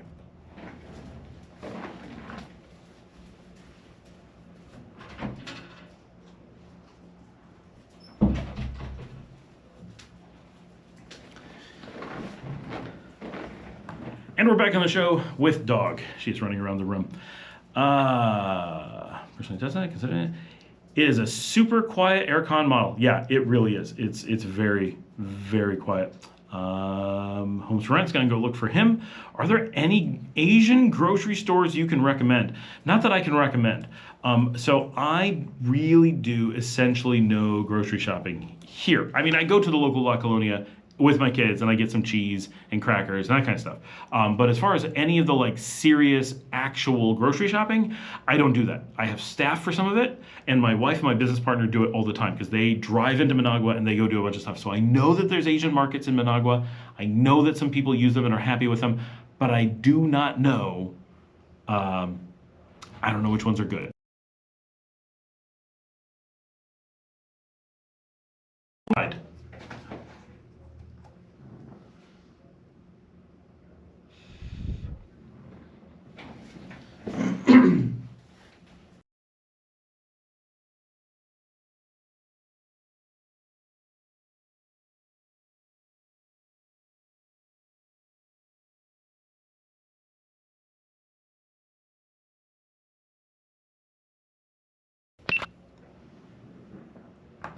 Okay, I have no idea what happened, but the camera died.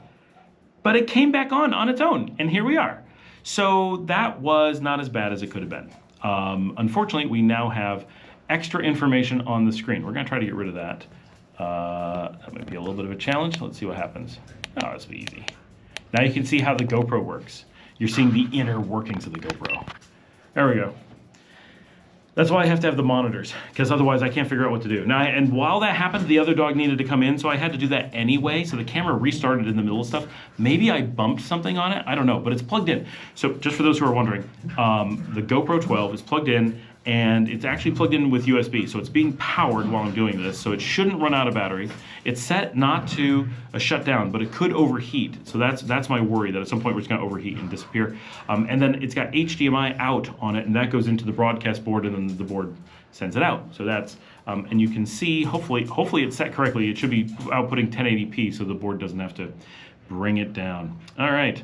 The challenge, oh, Javier, the challenge paid itself. Your vlog saved me hundreds of dollars of going around finding my way when just watching your vlog saved me a lot of running around in circles. Well, thank you, but I really appreciate the camera. Like, it's fantastic. Both, I think it adds more to the show. I've been using it to add more things to the show, and I do a lot of the shorts with it.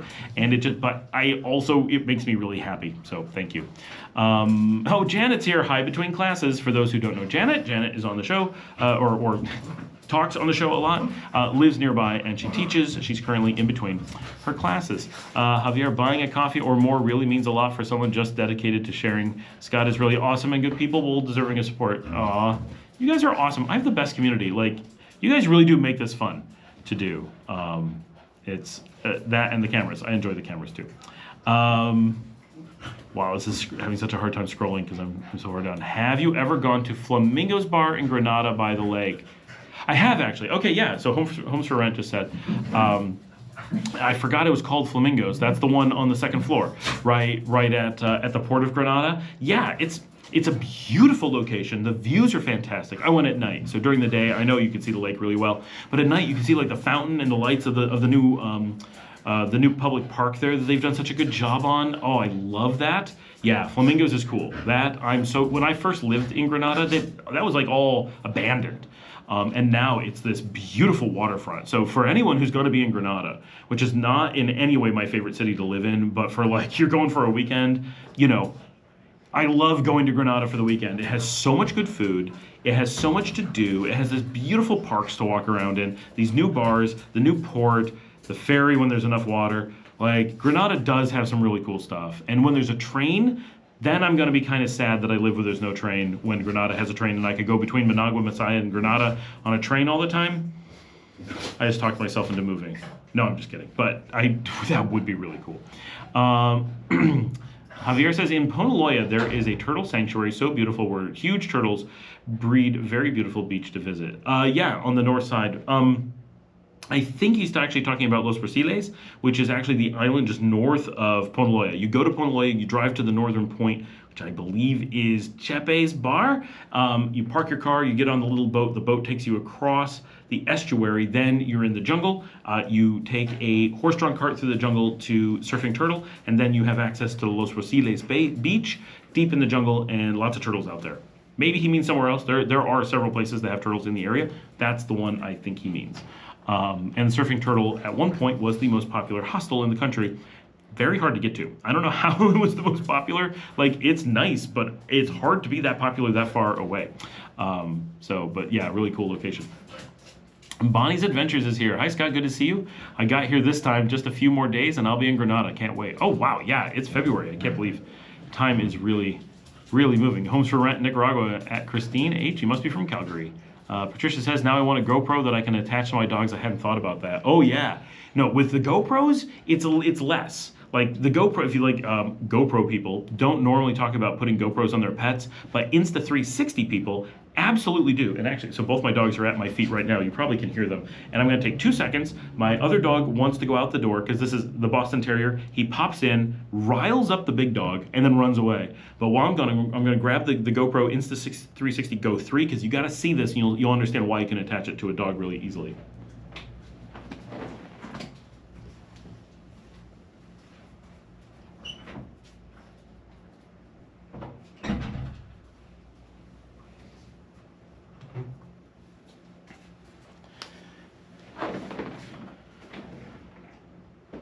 All right, I'm back. Okay, so this is the Insta360 Go 3. Looks like a GoPro, more or less, but it's slightly different, and it's smaller, and it's white. So this actually comes in black, but the black model is brand new. My business partner, Paul, actually just bought the black one too. He played with this one for like 5 minutes. Is like, I have to have one. So first thing, you can see what you're doing on the back screen, but if you want to do like selfie kind of stuff, which I do quite often, it does this. So instead of having a front-facing screen, you flip it up. I actually prefer this to the GoPro model by quite a bit. This is not as high quality as the GoPro. They're not exactly the same use case. There's a reason that I have both. This one, though, is completely covered in magnets. So there's so many things you can do. I can walk around with this. It's really tiny. I need to get like a carrying case for it, but you can keep it in like a pocket, and you walk by and there's like a post. You can just go boop and stick it to a post and start recording. You can stick it to a fence. You can stick it to, there's so many, stick it on a car. And you don't have to have anything. Now it has like strong mounts for when you need to like mount it to like a tripod or something, but you can do so much with it just because of the magnets. But the really cool trick is this. This is the actual camera. It is bigger than my pinky, but not much bigger. It is absolutely tiny. It is also magnetic. It's also waterproof. So this you can do just about anything with. You can stick it on random things. You can hide it in little things. You can put it in little places. And all you do is just squeeze it. It starts recording. It will broadcast to this, so you can watch it and control it from this and see what's going on. You can also do it from your phone. But this is so small, so light. I mean, I could, in a pinch, swallow this. That's probably not true, but it's really small and light. So you can get little tiny holders for this. They make one that clips under your hat, so people wear it around like this, and it doesn't get in your way at all. Comes with a pendant, and I'll just stick to that because it's magnetic. So people wear it on their shirt a lot. Sometimes when I'm filming, like in the grocery store, and I want to be innocuous, this is what I do. But for dogs, they make a little thing that clips onto their dog harness, and you mount it this way so it sticks up a little bit, and it basically views everything the dog's doing. Or if you have like a cat or something, you could attach it this down here too. And then when you're done, you just take this little carrier and you just snap it in. The magnets pull it right in, and it charges in there, and it will download from there, and you can wirelessly put it in. Such a cool thing. Insta360 Go 3. And if you are from Insta360 and watching this show, sponsoring me is totally an option. A few more days till you're here. Must be from Calgary. I want a GoPro so you can put yes. Oh, from Winnipeg. There we go. Bonnie's Adventures. I got an inexpensive VR headset. Oh, which one? My dad asked me today about getting a VR headset. My kids have the Meta Quest 3, the new one, because they're big VR gamers. I don't know if they're big VR gamers. They're big gamers, and they like VR gaming. They've done it for years. This is their third headset. Their first one is the Go, which is literally sitting right behind me, so I can, this is the old cheap one. Like, this is ridiculous how cheap it is. It's probably worth 20 bucks today. But I originally got that to like figure out if they could do VR and to first start doing 360 and stuff videos to see them. And then my kids got an Oculus Rift S. They've used that for years. And then they just replaced it with the Quest 3. My dad was asking today about getting one because he loves Nicaragua 360. For anyone who hasn't seen it, Nicaragua 360 is my channel where we do just scenes of Nicaragua in 360 degrees. If you're on a phone or on the TV, you can scroll or use your remote and move it around. If you're on YouTube on the computer, you can just scroll with your mouse and you can look in any direction. It's truly amazing how well it works. But if you have a VR headset like this, you put it on and literally you're in Nicaragua and you can just move your head and look around and it moves with you. It's not in 3D, it's only 360 degrees. If I got enough sponsorship, we would totally move on to VR and do 3D 360. Like I would be so down for that. Those cameras are $5,000 to $10,000 though, so we're not like on the cusp of doing that. But if the show was to take off and we got enough support from everybody, I'm just saying that would be really cool. But that if you're going to do VR, so my dad wants to get a VR headset because he can't travel, he can't come down here to see Nicaragua, so he really enjoys getting to see some of the places we go. Obviously on this show, but on that show, it's like you're there. And so he really wants to do that. So I'm interested in what VR you've got. But I did look up for him today. I haven't read yet. So before I read, I looked up, and the Meta Quest 2, the one that was just replaced by the one my kids have, is half the price of the 3. So the 3 is $500, but the 2 is only $250. So he needs the base model. He doesn't need any extra features. He's not going to play video games on it. Maybe he will once he gets it. He just wants to use it for this. So the base model is way overkill. $250 is not cheap, but it's doable for having a VR and 360 degree viewing system.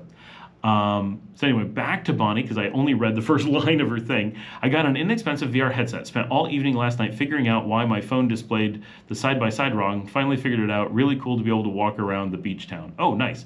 Probably watching Nicaragua 360. Amazing. Christine says, you have the best life, Scott. I have an amazing life. I really do. I've worked very hard to make it this way. I'm very dedicated to making it amazing, but I do work a lot. So I'm a workaholic, and a lot of people are like, I would not want your life. If I like aspects of your life, but not your entirety. It's too much. Cool, I'm from Steinbach. Okay, I don't know where that is, but you guys do. She says, hello. I'm currently home in Manitoba, but working very hard developing remote income so I can come back to Nicaragua permanently. Awesome. Mary W., where is a good place to buy a color printer? So the best place to buy a color printer is not in Nicaragua.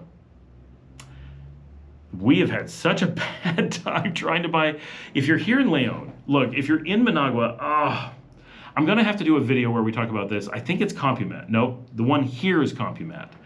In Leon, you can buy printers at Compumat. It's not the worst, but they're like double the price of the US. Like, it's absurd. So we actually really work hard not to have printers for anything here. That is the worst thing to buy. Laptops are bad, but they're better than printers. I don't know why, but printers are the absolute worst thing. But there is a place in Managua, and of course I can't think of the name of it off the top of my head, but there is a really good computer shop in Managua. Like, you'll walk in and be like, wow, nice computer shop, right? Is it gonna actually blow your socks off? No, but it's like, I would say every bit as nice as Micro Center, less selection, nicer place. Like, it's nice. Like, I really like it. And I can't tell you what it's right next to. I don't go that often, but I'll have to do like a short or something and talk about where to go for a couple of those things. But that's it. Printers are just going to suck no matter what.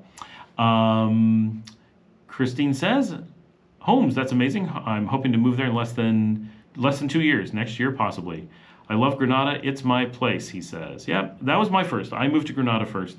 Me jumping in. This isn't my discussion. I'm just reading it. The train is going to be awesome for trips to Managua for sure. Yeah.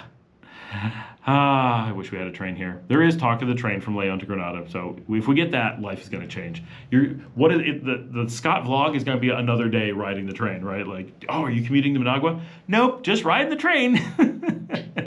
Only things I don't like about Granada is the cost is a bit higher than most other places. That is very true. Granada is a price premium for sure, but you get a lot for it. Like, the amount of restaurants and things to do that you get that other parts of the country don't have, you're paying for some luxury that you really do get. What is the timeline for Managua Messiah Granada train to go into operation? We honestly don't know. So this is dug off Dynamics. So the train was just approved recently, like weeks. And so they know that the line will go in. They don't have to do like a big engineering study because they're replacing an old train. So that you can go to Granada and go to the Parque de los Poetas, and there's a train station right there. Now it's being turned into a museum. Somebody recently was like, oh, they're not going to be able to put it, like, one person is like, they're not going to be able to put in trains now because it's a museum. And someone else is like, oh, did you hear? They're putting in trains because they're doing something with the train station. And I'm like, yeah, they're turning it into a museum. But they don't want to use the old train station. It's really small. And if you watch my video on my vision for Nicaragua, this is from like a week ago, maybe less. My dream is that they put in a serious station somewhere downtown in Granada. It's got to be pretty close to downtown. And Granada does not need this the way the other cities do. I hope Granada does this a little, just a little. And I hope that they get it close to the Uca bus. Like, that would be cool in downtown near the plaza. And you need to. With Granada, it needs to go to the plaza somehow. If they could make it go underground and have a subway just for the last, just enough that it comes through the city and then it dives under the plaza and you come up like within a block of the plaza, that would be amazing. I don't see that happening, but that is what I want in Granada with some stuff underground. Like, they could do some cool stuff, right? I love trains. But in Messiah and Managua, they have an opportunity to put in grand train stations. I'm talking, do some competitions with architects. I'm saying build something that is the piece of architecture for that city. And of course, you got to be able to handle earthquakes, like plan for this stuff. But think Madrid, think Antwerpen, right? Go for classic old Gothic, go for super modern space station, mix it up, make each one a destination on its own. This is an opportunity for Nicaragua to become the rail hub for the region, right? No one else is doing this. Yes, Costa Rica could race and do it faster, but they're not. This is a thing where Nicaragua could connect the country. And if you do amazing train stations, for any of you who haven't done trains in Europe, Madrid, Zurich, Berlin, it doesn't matter.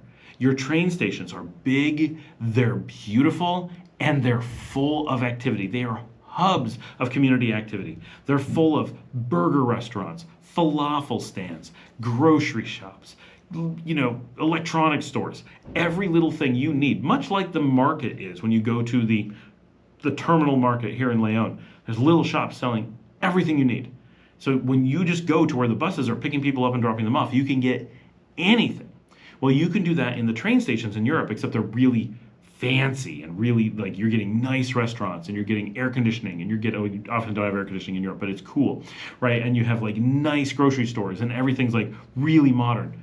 This is where Nicaragua could provide a lot of things are missing, all while putting in a train system that could connect the country and just, there's a vision here that could be just amazing. So I'm really hoping that they do some of that. In Granada, because there's so many restaurants and so many things to do downtown, I think it's more important to just get people downtown and bring them up in the most beautiful place without disturbing any of the colonial infrastructure. But outside of that, in the other cities, I think they need to make it a destination, especially like here in Leon. Like if it went into like Paseo Real or something like that, near Paseo Real, there is some space out there they could bring in and have an enormous train station that would just be a hub for the region. And even like, so I spent a lot of time in Utica, New York. There's an old train station there. Of course, it's 1930s, 1920s, so giant marble, like you can't do that now. But it's this beautiful thing in the middle of the city. It is one of the most beautiful parts of the city. And the whole thing that a train comes in and that's a place for people to come and go and you meet people and eat and there's restaurants in it. It's just amazing. It's such a good thing that's something that we need here. I think it would give this like European set of options that we just don't have. And like, yeah, Mexico has that a little bit. South America has it a little bit. Nothing in Central America has it. That's one of the things I miss most from Europe is when you want to put into like physical aspects of things. So I would love it. I don't see it happening, but that would be amazing. So no timeline yet. This train is a year away. I think it's years away. Yes, it's years away because construction of a train is not fast. And while there was a train, there are no lines, right? So they know the ground will hold lines, but there are no lines there whatsoever. This is super cool. Never been on a live stream chat before. It's a sign that I need to get my Nika life going. How much confirmation do I need? A coffee refill is $2.25 over here now. How much confirmation do you need? Well, you need a sign. This is your sign. Oscar, Nicaragua's waiting for you. Yeah, coffee is pretty cheap here. Looking to name my farm John Deere. I don't know what that tractor is. I'm thinking, oh, Green Acres. Any suggestions? Green Acres is the place for me. How many people know that? How many of us are old enough to remember Green Acres? Not very many people on my live stream, I'm guessing.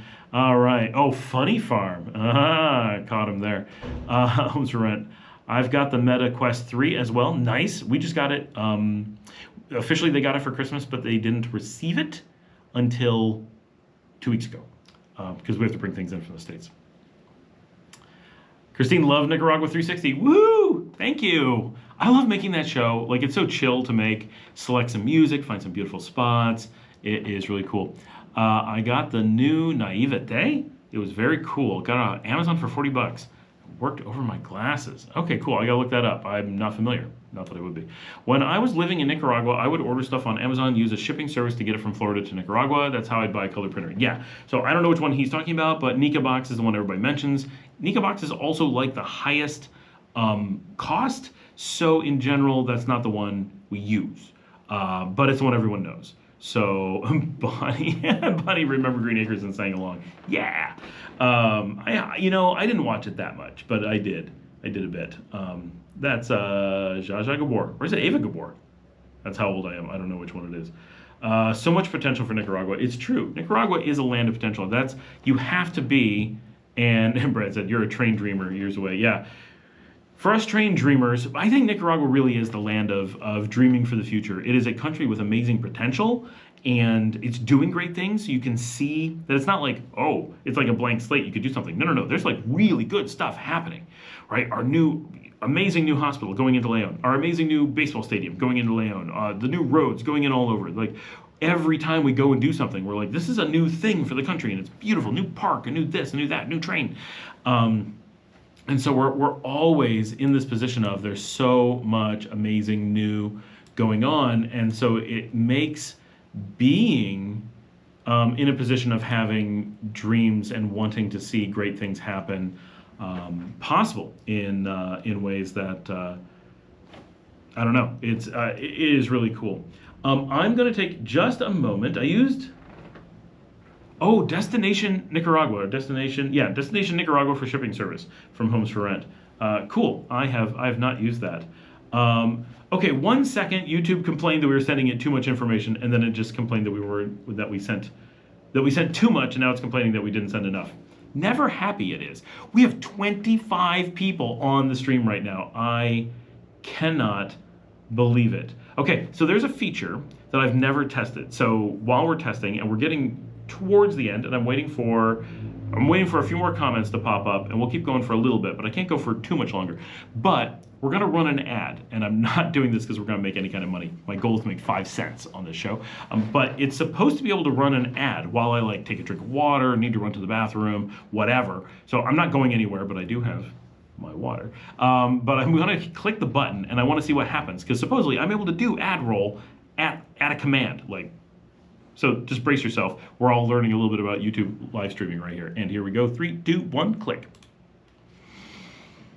Okay, so I'm still talking, and I have no idea what it's gonna do. I don't know when it happens. It won't show up here. It'll show up over there. So I'm gonna keep talking, but I don't know what's gonna happen. I have no idea. This is weird. Hopefully you got something. I get no indication of what's going on. None. Well, that's weird. So I'm looking at the stats while we're here. I'll just chat about the stats. Average person has been on for 17 minutes. 172 people have tuned in to this live stream. Yeah, nothing happened. You guys still see me talking, right? Like it's... insert ad. Yeah, but a bunch of stuff isn't working, so maybe like the whole chat mechanism isn't there. So I don't know if maybe that's the problem. That all that stuff is there. Now it says excellent connection. It just can't decide. Didn't notice a difference. Already had 3. Oh, you had 3 ads during the live stream. Oh, interesting. How does it work? It didn't show me ads at all. I didn't see them. And I'm watching as a third-party person. I'm not watching as because remember I had that problem. So I don't know. Oh, weird. Weird. I think it was Ava Gabor. We never watched it because my dad didn't like it. My parents didn't like it either. Lame parents. In the days of 1 TV per house, we watched what Dad wanted. I was an only child. My parents were very different. We were one television house, and we watched what I wanted almost always. I had a very different childhood than most Americans, I think. That probably goes without saying. Javier says, very nice reply. You're always so humble and straightforward. Critics not needed. Just a positive feeling is all is needed here. Thank you. Streams are elite. They are, but nothing happened. Yeah, I'm bummed that the ad didn't work. That would have been, it should have like shown something on my screen and been like, you have 30 seconds to, I don't know, run around and do whatever you need to do. Eating zebas. I don't think I've ever had zebas. Brad says we were here. I got the ad. It let me skip it after 5 seconds. Oh, well, that's not useful. How am I supposed to do anything with that if it doesn't? I don't know. I have YouTube Premium, so maybe that's why. Oh, yeah, maybe. Yep. Someone else. I dug off. I have YouTube Premium, so I don't get ads. Home for Rent. Loved your reply. Only crickets. Nothing happened. That was awesome. I can send. Cool. What happens when I click that? Nothing. Because I don't have the working chat widget on my screen, I get just nothing. Ooh, what if I resize? No, that does nothing either. Yeah, YouTube, just lots of problems. That's unfortunate. Yeah, the whole area where I'm supposed to have the chat stuff is just blank. So I'm just watching as Camera Cafe. All right. Christine says, I enjoyed this evening with you and everyone on it. It's a little community and feels good. It really is. Like this, okay, so this is one of the reasons I like doing the live streams and one of the reasons I want to do them more. One, totally different audience, totally different feel. I get to just relax. I got a whole evening where I feel like I was productive, which I don't always get. But that you guys can talk to each other, and there's like, here we are hanging out. Really cool, because this is like a community around this, which when you guys just talk to me or kind of talk to each other in like the comments, that's cool. But this is so different. I love it. Yeah, that usually doesn't happen during live streams. I thought it was a new YouTube thing. You pushing the ad worked. I saw an advertisement. Maybe people who have YouTube Premium don't get the ad. Yeah, that must be it. But then how does it? It doesn't do, because it says, if I hover over it, it gave me instructions. Maybe it won't do it now. Now it just says insert ad. But at the time, it said that it would do something. Okay, we're gonna do one other thing. We're gonna insert a stream marker. Ready? In 3, 2, 1, marker. That I bet does nothing as well, but it'll be interesting. I don't know. Later, I can then be like, oh, there was a marker. There's so many like features that don't do anything. Like, I don't know. Homes for rent got several ads during the stream, but not at the time it was supposed to. Community is where the magic happens. It really is. This is, and that's, oh, and now in Spanish, homes, me gusta esta estrellamo mucho, me encanta. Estrellamo. Estrellamo. It's probably right. I always have a little bit of an Italian accent. I learned Spanish first, but my Spanish was terrible. I then moved to Italy and learned Italian, and I have the ability to make an Italian accent, and I have no ability to make a Spanish accent. And so sometimes certain words, estrellamo, it sounds like andiamo, and my Italian just comes right out. Yeah, for the first years of doing the show, it was like 80, 85 people was the membership, and that's all there ever was. And that was cool. It was like, yeah, there's some people watching my stuff, and we'd have like 5 views on some videos, and I'd be like, 5 people watch this video, that's so cool. And then in 2021, suddenly we got up to like 100, 120, and it was like, whoa, oh yeah, now people are like 10 people on some of these videos, cool. But in 2022, at the beginning, Zebas in La Colonia. I assume you don't mean the grocery store La Colonia. You mean which La Colonia? I don't know Zebas. Zebas in La Colonia. I'm gonna need more. I'm gonna need like a picture or something. I use the rule of adding an E in front of any word in English that starts with an S. No idea if it's a real word or not. It is not. I'm pretty confident that is not the word for streaming. I do not know what it is. This is El Canal en Vivo, as I think. I don't know. Some words just don't translate that way. It was in 2022 when we did the episode on Corinto, and it just suddenly exploded, and like 300 people watched it. I was like, what? What is going on? He was like, and then it's been so great, like getting to know everybody, and like it's so cool, and so many people come see me, like Javier, who just posted, hangs out here. We've run into each other at restaurants, we've gone places, we've done things, like it's really cool. And I'm usually looking for mop pails in La Colonia, but can never find one. Yeah, I can't find anything in La Colonia. Like, they have a lot of stuff, and I can't find anything. Zebas are potato. Oh, the potato chips. I have those. Okay. Now I'm with it. I thought it was like a restaurant or something. Now I'm following. You have Zebas chips from La Colonia. You can get, yes, okay. They mostly make like tajados, like plantain chips. Cool. I'm going to turn on another light because I'm sitting here, and why not? See what happens. There we go. Ooh. Welcome to the show. What do you think?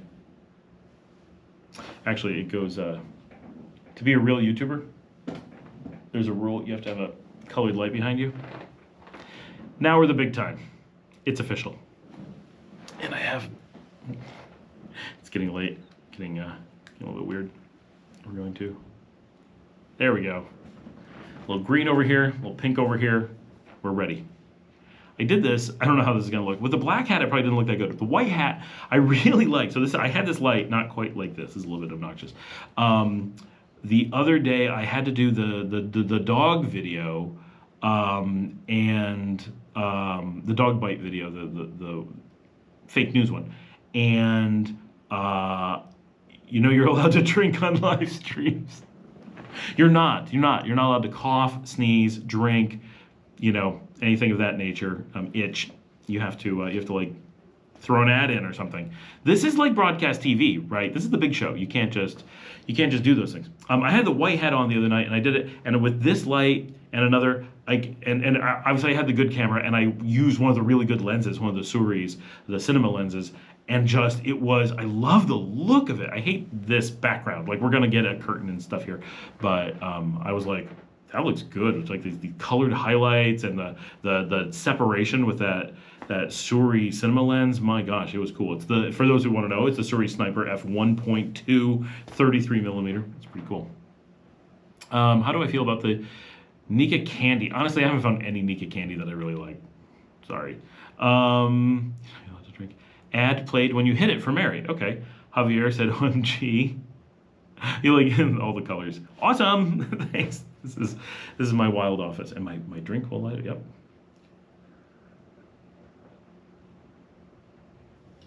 Oh, that feels better. So, and now you can see, actually, if I hold this up, look how pink this gets. There we go. This is now we can show things off, gives you a feel. So I love having these lights and stuff. Oh, Oscar says, just a fleeting thought. Would it be cool to go to Nicaragua and have Scott as a tour guide like Rick Steves? So first of all, I love Rick Steves, and he's my inspiration for doing all this.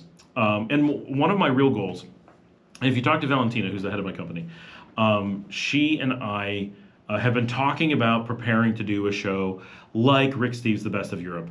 Something like Scott Allen Miller Discovers Latin America, and we want to go all over. So she's based in Mexico. She has been a professional tour guide in the past.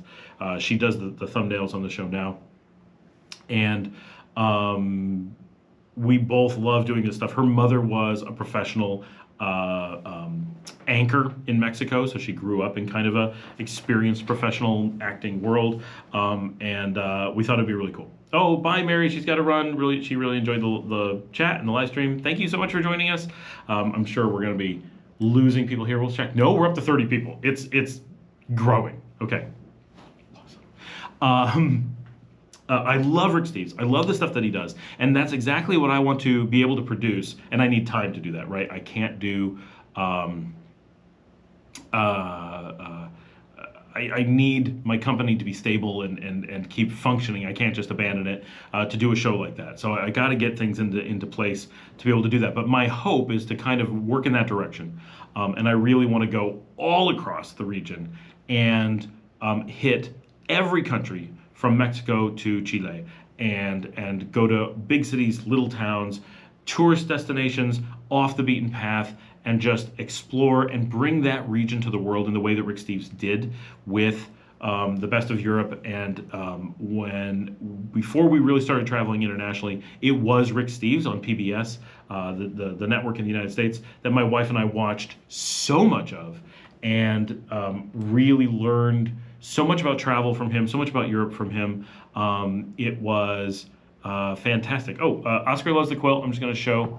There's another one, if I can not bump everything, right there. So I've got those two, and then I doubt you're going to be able to see this one because it's going to be in the shadows. But right over here, you can just see the edge of, that is my daughter Liesel's. She didn't make it. She owns it. Oop, bouncing camera. Sorry. Oh, there we go. There we go. If you're not allowed to drink on a live stream, you're definitely not allowed to move the camera around. And so Rick Steves was just such an inspiration. And at one point, I was traveling in parts of Europe that he had never been to before, and then he was filming there, and I'm texting him. I'm like, aha, you're following me around Romania. And he's like, ah. That was my interaction with Rick. But love a show, huge inspiration. And yeah, we want to do that. We want to have like a chill show where we show everything. By the way, when I'm on my monitor, the pink light and everything looks horrible. It's like completely blown out. I'm like washed out completely. And when I see it on the live stream, it's kind of cool. Weird, probably, but it's kind of cool. I'm kind of late in the evening, so I'm just going to go with cool-ish. But my beard is so white that the pink really, like, pops. I'm kind of digging the look of this show. La Union has a large selection from Buddhists. Yeah, La Union is like La Colonia. I actually never go there. They're just annoyingly far enough away that I don't bother. Mary Ran, need Pink Floyd music. What do you eat in a typical day? Honestly, all over the place. For my most likely thing to have for breakfast these days is huevos rancheros, because Maria, who works for us now, makes the best ranchero sauce, the best chips for it. Oh my gosh, it's so good. But I'll eat a traditional Nica breakfast, like the whole like squeaky cheese, like queso frito. I don't tend to do the plantains. I don't mind them. I don't need extra starch in the morning. Gallo pinto for sure, and eggs. That's about it. Like I'm pretty low key. I don't do pancakes and waffles. Like I would if that's what you serve me, but I'm not going to order them. Lunch, sometimes I skip, but I'll do, now we'll do tostones, like frijoles and stuff. For those who don't know, I'm a vegetarian, well, ovo-lacto-pescatarian, traditional vegetarian. So I'll eat fish, but I don't eat meat. So lots of beans, lots of cheese. A lot of times I skip lunch. My lunches tend to be pretty light. I'll do sandwiches. Sometimes I'll do like fish burgers, veggie burgers, that kind of stuff. Because I have a chef in the house, so they're making stuff for me. That's one of the reasons I'm able to do as much as I do. 3 meals a day are being made for me, and she works 6 days a week. And then on Sundays, typically we either hit one of our own restaurants or just order in, or once in a while we run to Sua, especially now they just have a new salmon menu, so my kids have been going there a lot. Dinner, all kinds of things. Often do pasta. We're Italian, so there's a lot of pasta in our menus, a lot of salmon in our menus. Like we do grill, we have a giant grill. A lot of tofu, because we make that at home. We don't make the tofu, but we grill it and everything at home. We'll do a lot of rice stuff, like we'll do risottos and stir fries and that kind of stuff. Kind of all over the map, a lot of fish fillets, but we do a lot of grilling on our own grill. And then when possible, we have a few of our own restaurants, and so we'll go eat at those as well. So I don't have like shrimp at home because my restaurants do shrimp, for example. Stay out of Ecuador. Yeah, right now, in general, Ecuador is a cool country, but right now, stay out of Ecuador. If anyone's worried about there being a dangerous country to like go visit, that's the one. I don't know what brought that up, but yeah, that's love it. You look marvelous, Scott. Simply marvelous. Thank you. How would you rank these Nicaraguan dishes? Vigaron, bao, and nacatamal. So this is where, hey Chris, I'm vegetarian, so nacatamal is the only one that has a vegetarian version, so it's the one I prefer. I'm not a huge fan of nacatamal. Like, it's good. I'm not like, ew, right? Yeah, it's good, but it's not my kind of thing. My wife loves it. We have a whole bunch in the fridge. We have vegetarian nacatamal made for us regularly, and she keeps it and she eats it. She really likes it. And for like special occasions, and those nacatamal that aren't exactly nacatamal that are made for special things, I eat those for sure. Like, it's good, but I don't really order it. Like, a couple times a year, people make me nacatamal, and I'm happy to eat it. I'm like, yeah, that's a nice change of pace. But I don't want it like a week later kind of thing. Bao and Vigaron are both very meat-based, and there's no way to have them without meat. It would be something completely different. So they look like, for meat eaters, they're probably really good, but I don't know. So sorry to not have feedback on that. Oh, wait. I'm going back up to the...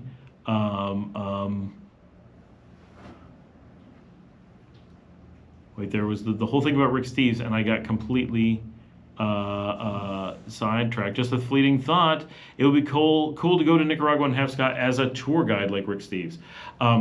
Yeah, so I'm going to mark this. So I would, for sure, be very interested in doing tours in Nicaragua. I have done tours in Nicaragua from you guys, from people from the show have come down and in the past done private tours. They'll say like, oh, we want to stay here, we want to go to these places, and we want to see where we might want to live, where we might want to do this or that or whatever. And I put together a tour with Marcella, who helps with a lot of the coordination and stuff, and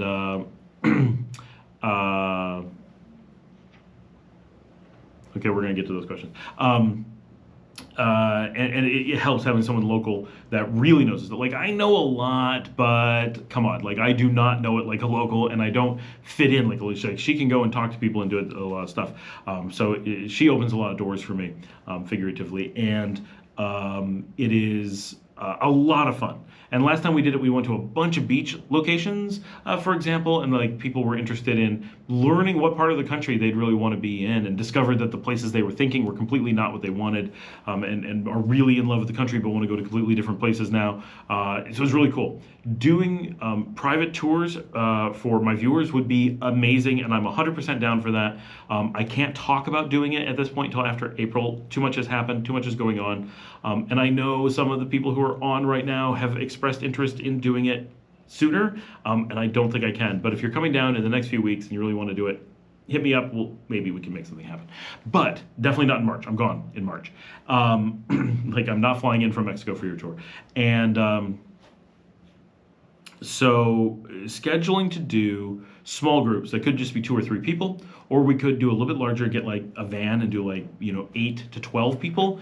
That would be amazing. I would love to do it. I would really like doing it where we get to go to a number of different cities and try to explore like a wide range of things. Like, okay, we're gonna explore food, we're gonna explore neighborhoods, we're gonna explore different types of living, where it's like a cool survey of life in Nicaragua, right? So that we could take people who've maybe never been here and give them like all at once, maybe over 10 days. That would be long, that'd be amazing. Like I said, maybe a week. A really big survey, like do a little bit in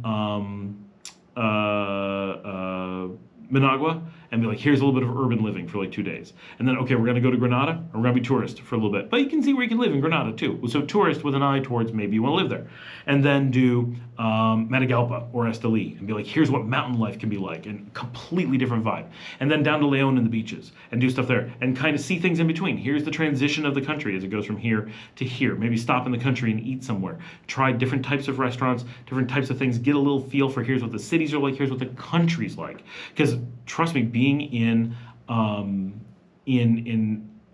the cities like Leon, and then going out to like a remote area way out in the country, it's like a completely different country, which in the United States is true too. If you live in New York City and then you go out to the countryside where I'm from, outside Buffalo, like that's the same country, you would never guess, right? So my thing, seeing that, boy, would that be fun to do with a group of people where we get to just, everyone gets together and we're doing like, here's this meal, and we're gonna talk about the food. Where would you get this? What would this cost? How would you do it? How often would you eat it? Where could you get it? Could you do it anywhere in the country? Like, and just put that together to kind of build a view of stuff. So, Nahuatl translation, Nakatal miatamal corn meal. Oh, Nakatal meat. Tamal, cornmeal ball. Yeah, tamal is definitely the cornmeal, same as a tamale in the United States. And then nakato, I cannot pronounce Nahuatl very well, so sorry, means meat. So the ones that I get that are vegetarian are definitely fake. So Christine asks, what are these tamales that you're talking about? So nakatamale is the it's like the national tamal. And it's a different style than is done in like Mexico and the United States. They're really good. People love them. By the way, you can see a gecko right there. I can see him on the video right there on the window. There's probably like 8 of them back there, but I just saw that one move. But they're very good, and you can get vegetarian ones throughout the country. Just, they take a lot of work to find. I've heard of a place called Pescaditos. Have you been there? If so, do you recommend? Is that Pescaditos Buddhist in Sutiava on 2nd Street, 2 blocks east of the church? If so, no, I've not heard of it. Yes, I've been to it, and I showed it on the video 2 weeks ago. However, they were closed, so I've not managed to eat there, but I've heard they have a supply problem, and so they're not always open. I've heard that they're not what they used to be, but they have a really good, I assume that's the one you mean. They have a really good reputation, and people from Sutiava have told me that it's a really excellent place, but I've not managed to get there when it's open, but I want to. That'd be great, because, you know, a fish place. Trust me, once you get to Nicaragua, you'll be presented with plenty of opportunities to go on a tour. I don't know if that's really so true. If you're in Granada, I'm sure that's true. If you're in San Juan del Sur, that's definitely true. But if you're in most of Nicaragua, like, no one's ever offered me a tour. No one's ever been, you know, like, presented to me as a thing. Not a tour that, like, you go on. Like, we're doing a tour of this museum. Like that, yeah, but... Oh, this is awesome. As a vegetarian, Dutch-born American, my inability to find Dutch quality cheeses in Nicaragua is both a big bummer and perhaps an opportunity. If you can figure out how to make those cheeses, I will personally buy enough of them to keep you in business. So I'm from a Dutch background. I'm from the Dutch colony in the United States. Obviously, it's been a long time since we came over. But so like my mother, very Dutch. There's so many things are Dutch in my heritage and growing up. The cheeses, I'm on one part of my family's Dutch, another part is Swiss, like my main thing. So cheese is like our foundation. We love the cheeses here, but the cheeses that we want, like Emmental and stuff from the old world, like I lived in Europe, right? I'm used to like the best cheeses you can possibly imagine everywhere all the time, and how do I charge for those tours? So we don't have a strong system for that yet. We do. If it's a small tour and it's just me just running around, we just do like a daily rate and kind of do whatever you want to do, along with expenses. But if we're doing a larger one where we're like taking on, yes, on the survey, sold. Awesome. I mean, we got to do something where people can like register. I got to come up with something. And well, all of these tours that sound awesome, I'm really just describing my life in ruins. Seriously, one of my favorite movies. What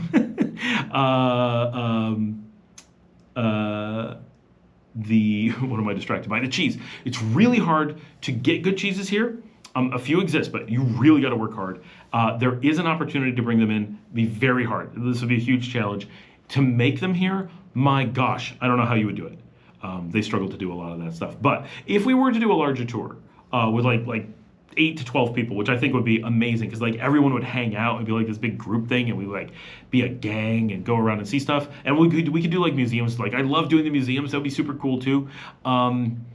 That I think we could come up with a price that's like a price per head for the whole week, and we could in theory roll in like hotels and stuff. We'd have to pre-arrange a bunch of stuff. We'd have to make as a group a bunch of decisions. Obviously, I'd have to get like a bunch of feedback. I'd have to say, okay, this is the itinerary based on what kind of the group wants to do, and it wouldn't be perfect for anybody, but it'd hopefully be a lot of fun for everyone. And then come up with a price and based on the length and like what kind of like, is it like we're gonna do hostels, or we want to see like luxury non-traditional Nicaragua? Like that would be super cool. Like go to Chinandega and stay at Los Portales, right? Which if you were just paying out of pocket, last time I went it was $111, which if you're in the US or Canada, you just went, well, isn't that normal? But if you're in Nicaragua, you just went $111? Who would pay that, right?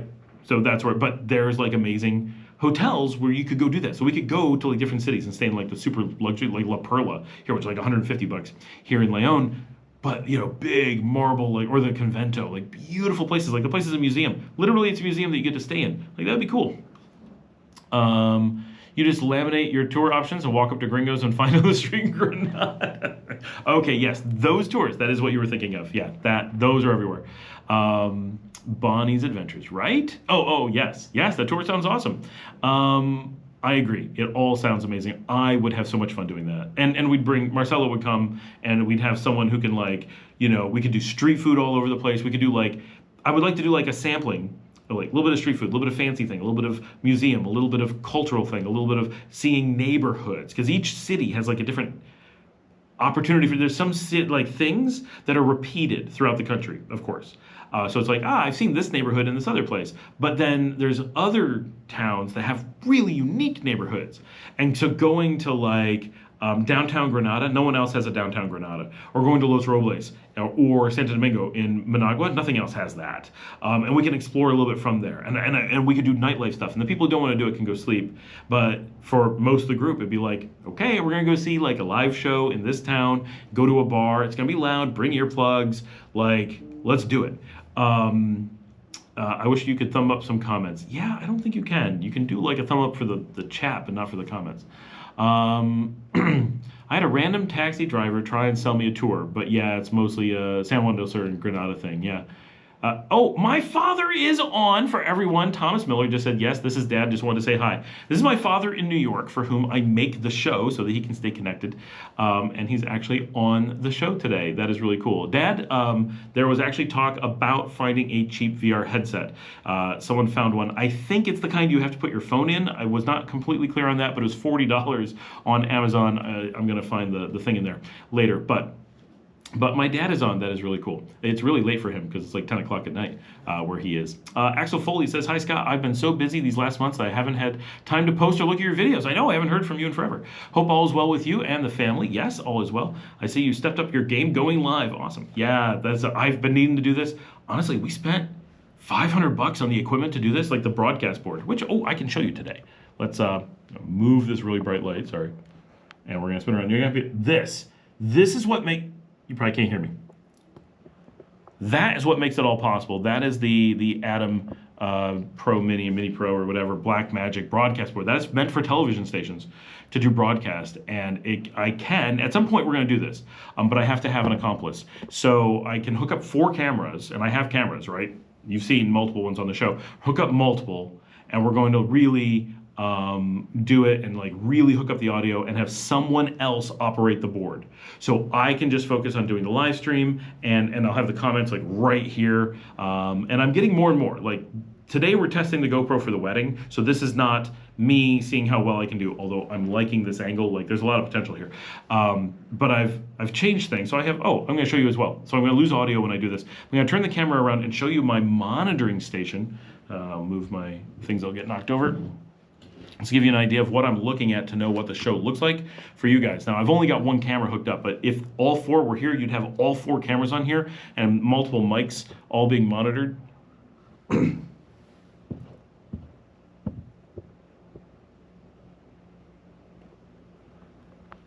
That's really hard to see because you get that mirroring effect because it sees itself. But I've got a TV showing all the stuff I have prepped so you can tell what's going on and make choices on the cameras and stuff. It's very cool. Homes for Rent Nicaragua just says they got another commercial. So they're happening. Yeah, stepping up the game though, but yeah, getting this board I was so excited about, and it took us a really long time to start using it, but I finally have a setup in my office where I can like start to do this stuff, and it's so improved, and now that we're doing it and like the show is exploding, it's making it so much more easy to do. Okay, I'm watching as I turn the camera around. It's pretty wild as it's like, what am I looking at? But awesome. So Axel, great that you're back on the channel. Why don't you like the massive smoked cheese blocks at the Mercado? Lol. Actually, Milton, I do like the giant smoked cheese blocks at the Mercado, and I eat them every day, so thank you very much. I'm just saying that I miss the cheeses from Europe. I actually love Nicaragua cheese. So we sometimes buy the super salty, what we call stinky cheese here. That's the very pungent one. I like it. My wife can't eat it. I like it, but it's not my favorite. But we also get the much more mild one. That's what we had today, and it was amazing. So we found a really good supplier for one of the smoked ones. But we do queso frito a couple times a week for sure. And my kids like it. My kids now were like, why don't we do tostones? And I'm like, you what? They're like, yeah, we want tostones and queso frito and frijoles for lunch because they're vegetarian too, my whole family. And I'm like, what? Who are you? Right? My kids are so Nicaraguan. So we have that for, once or twice a week. My kids will just do in-house. We have it made at home, but it's like a restaurant with the full everything. Like, yeah. Now what's really funny is we own restaurants that serve that and they never eat it there, but at home they love it. I don't know. Can we refer to price per head as PPH going forward? Of course we can. We got to just get a good PPH ratio and we'll be all set to go. It is the PPTR that we really have to worry about, which is the people per tour ratio. I'm sorry, the PPTD, the people per tour density. That's really what we got to focus on for a lot of these things to make it really cost effective. Then we can get the PPH down, right? Are there many flights from Mexico to Nicaragua? I don't know if many is a good way to say it, but there are daily flights from Mexico to Nicaragua. The only airline that I'm aware of that does that route is Aeromexico. It is Mexico City or Cancun to Managua. So there's like 2 flights a day, maybe 4, and that's about it. But that could be a lot depending on your definition. Buddha says, I would like to do solar. Do you think it's better to buy here and ship from the States?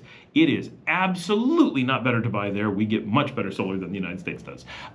This is actually a place where, so solar is popular here. There are solar companies all over the country. They don't make it, we just install it. But remember, Nicaragua is very tight partners with China. China's the leader in solar power.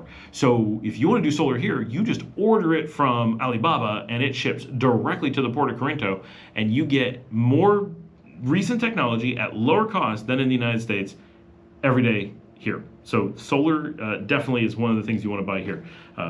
Generally really good. Bonnie's Adventures, I'm really looking forward to trying the street food. If you eat meat, the street food is really good. If you don't, it's pretty limiting. And again, it just scrolled a whole bunch. Ben Lander, evening, Scott. Love the plants outside your place. Who maintains all that green? I don't know their names, but we have an entire gardening team. We have 4 guys who are here every week. It is a huge endeavor. We water all the time, and then they're here once a week taking care of everything. So 4 people once a week. It's basically the equivalent of 1 full-time gardener, but they do it as a group. So it's a big thing, right? We have, and you don't see it all. There's that huge portion on 2 sides, and then it's in the back too. We never show it all. And some kids were over this week and discovered, right? Star fruit. We have a huge pile of star fruit in the kitchen because they were out and they're like, oh, you have a star fruit tree. And we're like, where? And they brought in all this star fruit. And we're like, okay. So we've got all kinds of, we have papaya, we have tons of mangoes. We've been eating our mangoes because we're in green mango season, which is where you eat them like chips. Later we'll be in a sweet mango season when you eat it like dessert, or just, fruit. We have tons of aguacate, avocados.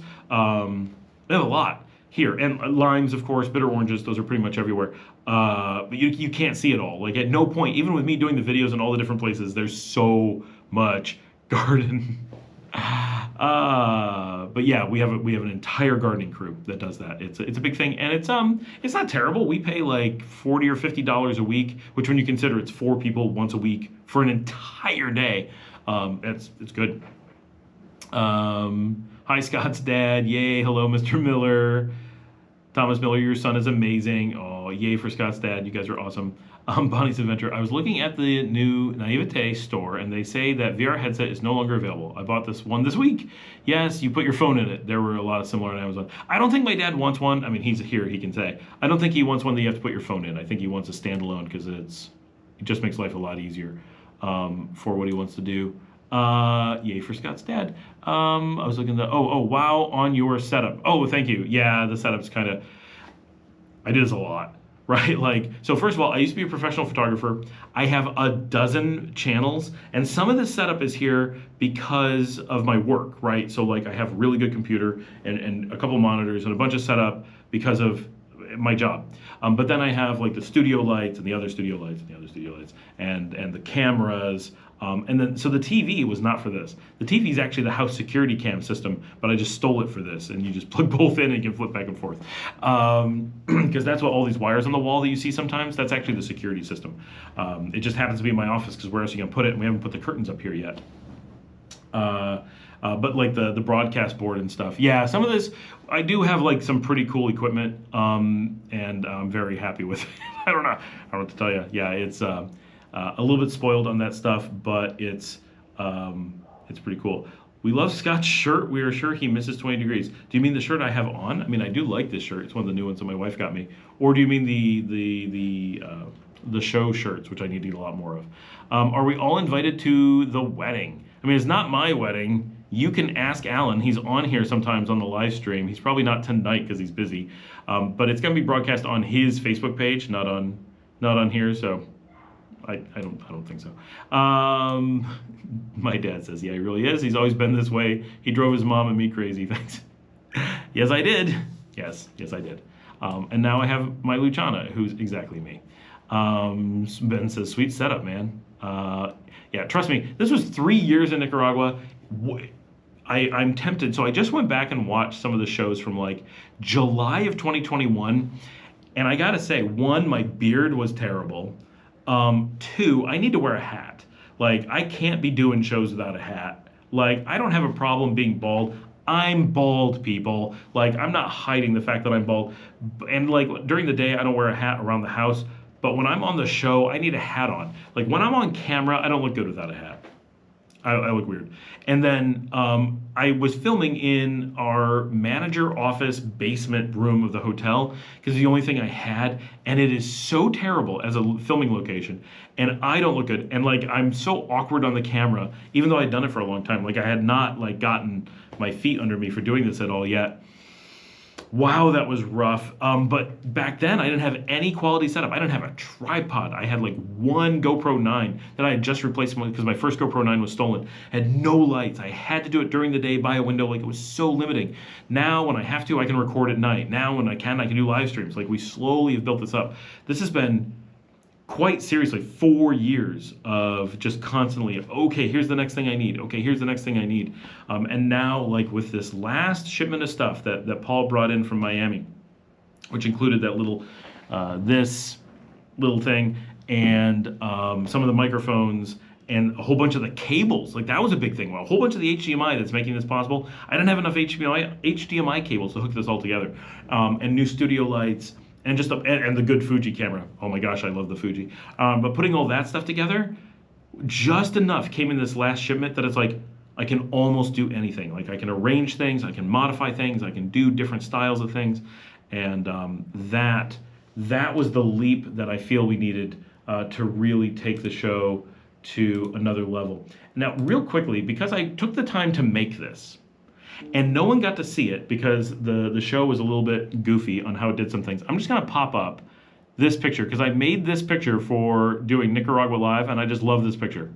There you go, and you can still hear me. So this is the Nicaragua Live that's eventually gonna be the thumbnail for the show. I just love this jazz band of cats. Like those are hip cats. Anyway, I made that, and yeah. I absolutely love the very pungent cheese. Yeah, for sure. Once you get used to it, it's really good. We have seen all the Christmas holiday parties at your home. What nice times. We do Christmas up, and it varies. Like what we do here and what we do in the States are very different, but we're pretty Christmassy. Scott, seeing that I was away for a while, how often do you go live? So honestly, Axel, this is brand new. So all the equipment that really, I've had most of it, but the cables, that last little bit that pushed me over the edge, that lets us do this and makes me comfortable doing this, it came in 2.5 weeks ago. So this is brand new. So we did one really quick test and got a few people. And then last Friday, I was like, okay, I'm in a position where I can like set up the office. I did a whole bunch of stuff, and I have the new Fuji, and I'm like, does the Fuji work? So I plugged it in, I set it up, I hooked up the Blackmagic, and I just did enough that everything was where it should be, and I had the pieces. And so we did one on almost a week ago, 6 days ago, and it, as far as I'm concerned, went fantastic. We had so many people and so like good reception. Everyone was so happy with it. I was so happy. It looked good. It sounded good. The whole thing worked. And I was like, because the first one I tried, the cameras kept cutting out. Like it's almost unwatchable. And it was short. But then like the Fuji just went. It never stopped running. And I was able to just keep going. And the microphone sounded good. And people were on and participating. And now the GoPro's working. So we have like another option. So you weren't here, Axel, earlier. Tonight is a special test for a wedding I'm doing tomorrow. So this is not the setup I will normally, it actually looks better than this normally, as of the last time, but we have the equipment to make it look better. I'm actually gonna pop on. I have the GoPro light on top of this. Can you even tell that I just turned on another light? I don't think you can. Did it light me up more? Leave your comments. Anyway, so this is new, but my goal is really to try to do this like weekly. I don't know exactly when yet, and so I'm trying a couple different times. Today is the first time that I announced it before I did it. I gave about a 2-hour warning, but I didn't say when it was going to be. So surprise, but because we do it for a while, you have time to get on as well, which probably we need to not do it for, so I can't do this for 5 hours every time. But it's something very, very new. So we're trying to get a vibe for it. We're trying to figure out who wants to be on, when they can be on, when it makes sense, how do we do it, and I'm still adjusting. I want to be able to have multiple cameras, which I definitely can now, but I want to put that together and have it like a really nice, solid setup that I feel really good about. So yeah, 3 times in 3 weeks is basically the current status. I get it. We let our kids be who they are supposed to be, and we sit back and watch them flourish. Or in my case, do this. What is your selection for Super Bowl? All right, I gotta be honest, I had no idea who was in the Super Bowl. I just learned from reading this. You learned it here. This is me finding out who's in the Super Bowl. It's the 49ers or the Chiefs. There you go. But the Super Bowl party on the 11th is at my place on the beach at Desperados. And I know some of you are going to be there. We talked about it on the last live stream. I've had multiple groups, not just individual people, but groups of people from the channel have said they're going to Desperados to watch the Super Bowl with me. Hopefully they're not disappointed when they find out I don't know anything about American football and do not know the teams or who's in the Super Bowl. But that is the plan. Delilah Almanza says, thank you, Scott. It's time for bed for me. Have to work tomorrow early. Have a great evening. All the best to you and the family. Aw, thank you. Thanks for joining us. What are the good chances coming to Nicaragua 2024 as a whole and in your city? What are good changes? I'm like, chances. The chances are we'll be here. Big things. Nicaragua starting to put in a train. We just talked about that before you got here. Javier says, good night. Good night. See you first thing in the morning. For those who don't know, I mean, I'm sure everyone on right now knows, 7 o'clock every morning, Central America time, the show comes out. So it fluctuates based on your daylight savings and your time zone. So, Leon, in 2024, really big things. We're about a month away from opening the largest hospital in Central America, right here in the city. I'm not sure when it opens, but very soon, the largest baseball stadium in Latin America is about to open in Leon. The new train is starting between Managua Airport and Granada downtown. That is going to take a while, but we're really excited about that. The Pacific Coast Highway is going in, connecting the west coast of the country to each other. The port of Bluefields is being dredged, so more things can be shipped into the country. In theory, that's going to help us with the economy and having more things to buy. It's not going to give us a lot more to buy, but it should encourage a few more things to show up. Gosh, what else is going on? Desperados Bar and Grill is opening on the beach with 9 taps of draft. That's my ad. That's my sponsor for the show. So if you're looking for draft beer in Western Nicaragua, be sure to hit Desperados in Las Bonitas. 9 taps of Moro Potente, best beer around. Pop-up light added a small glare in your glasses. It died. Aw, I have to charge those. They're USB. Ulanzi, in case anyone's looking for them on Amazon. I love those lights. You rock, Scott. Thank you. Yeah, pop-up light added glare in the glasses. I need to figure out like where to put it. It needs to be farther away. This is not a great setup with like the window still behind me. So one little thing at a time. The venue is awesome. Thanks. I'm off to Ponaloya early tomorrow. Good night. Oh, you're actually going to Ponaloya. Oh, this venue is awesome. Thanks. You're off to Ponaloya early tomorrow? Are you like down the street? Where are you? I'm minutes from Ponaloya. I'm sitting on the Ponaloya Road right now. Good night, Buddhist. Milton says, truly, how easy is it to buy things on Alibaba and get it delivered to Corinto? So honestly, I don't know. I know people do it. I've not done it. Here's my problem with Alibaba. I can't figure out how to order something on Alibaba, right? The shipping it here is probably easy. It's the working through the website that's hard. But I do need to buy things there, so maybe hopefully sometime I will give it a try. I'm so happy for you, Scott. I remember your humble beginnings. You've come a long way. Thank you. Yeah, you've been around for a long time. It's been a long time doing this channel. It's hard to believe how long this has been going on, and it is really neat having people who've been here for so long. Like, it's really cool. Fitness gyms with pools and possibly a deep area for exercise. I assume you mean a deep area of the pool. So fitness gyms everywhere. We are a gym country, so you're all set there. Pools, you're out of luck. We don't have gyms with pools. I don't know of a single gym with pool in the country. I am sure one exists, but I am unaware of any. So that is not a very big thing. Where do you live? What? Wait, have we run into each other? Do I just not know your online handle? Oh, no, I don't know. This is the problem. First of all, there's way too many people. And second, there's so many people, like their real life personas and their online stuff, like I've got nothing. No, I mean Alibaba, AliExpress. I meant Alibaba for the things that I had originally talked about, which is like if you're getting the solar panels and stuff, normally that's Alibaba.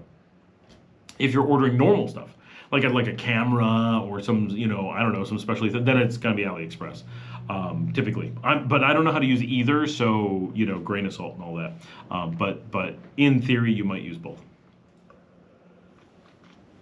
How are we on? Could U.S. employers allow employees to live and work in Nicaragua? Or are there restrictions and requirements similar to many other places in the world? 100% U.S. employers can use employees, both American employees who move to Nicaragua, and they can hire Nicaraguans. Basically, American employers have absolutely not 100% zero restrictions on hiring in Nicaragua.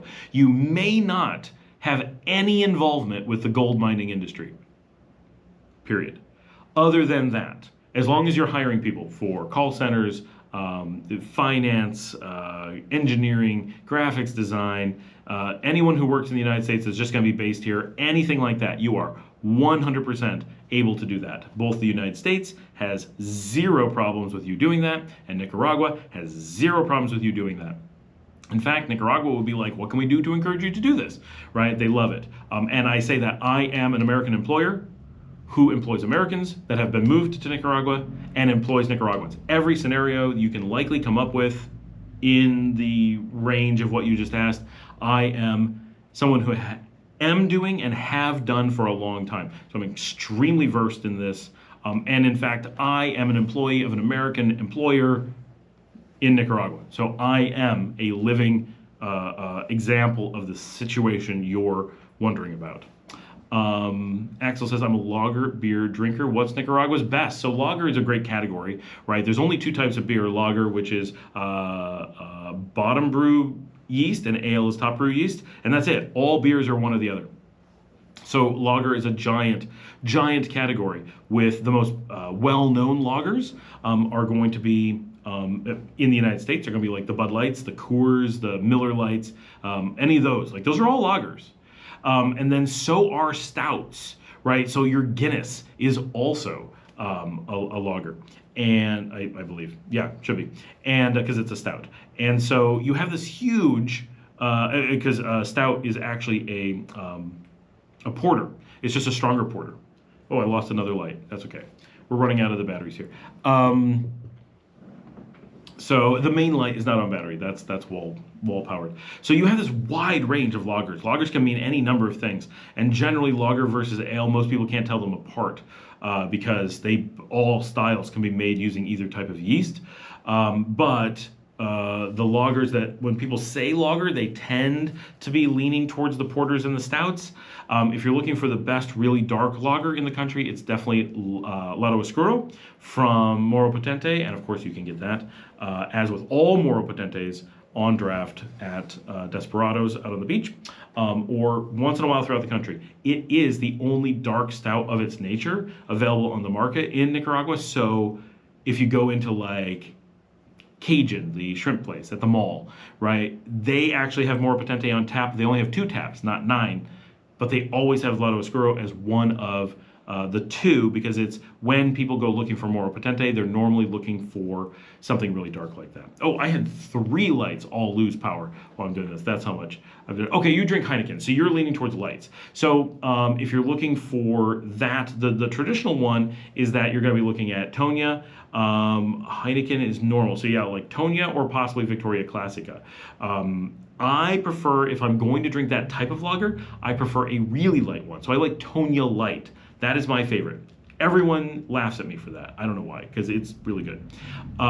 There is pretty much nothing like that from Moro Potente because they are partnered with National Cerveceria, who makes Tonya and Victoria. Those are your choices. Probably Tonya is your closest to Heineken. We also can get Heineken here. It is not broadly available, but it is certainly available in country. Miller is broadly available because National Cerveceria actually brings it in. Heineken is brought in under special conditions, and I know that Brutal in Santo Domingo near Managua has Heineken. But like that's how rare it is. I know a bar that has it. Scott should be drinking a lager while answering this question. I really should. Well, you know, I'm doing the live stream tomorrow from the largest Moro Potente tap system in the country. So I will be having a lager soon while doing a live stream, just not this one. Tonya Light, just wow. You mean just wow, like it's delicious? Yeah, that's right. Also, it's spelled with an N-Y, T-O-N-Y-A. I will, this is my, for those who are about to see this typing, this is my, Camera Cafe is my alter ego.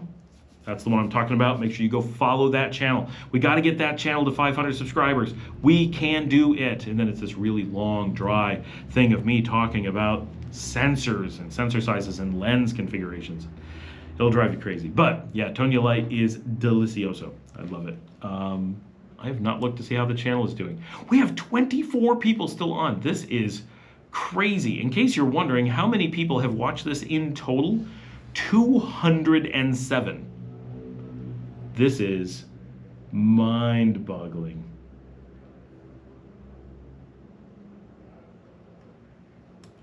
Wow. Oh, we're down to 23. We're losing everybody. We're losing. We got to get more interesting. What can we answer? No, really, we really should wrap this up. I do have work I have to do.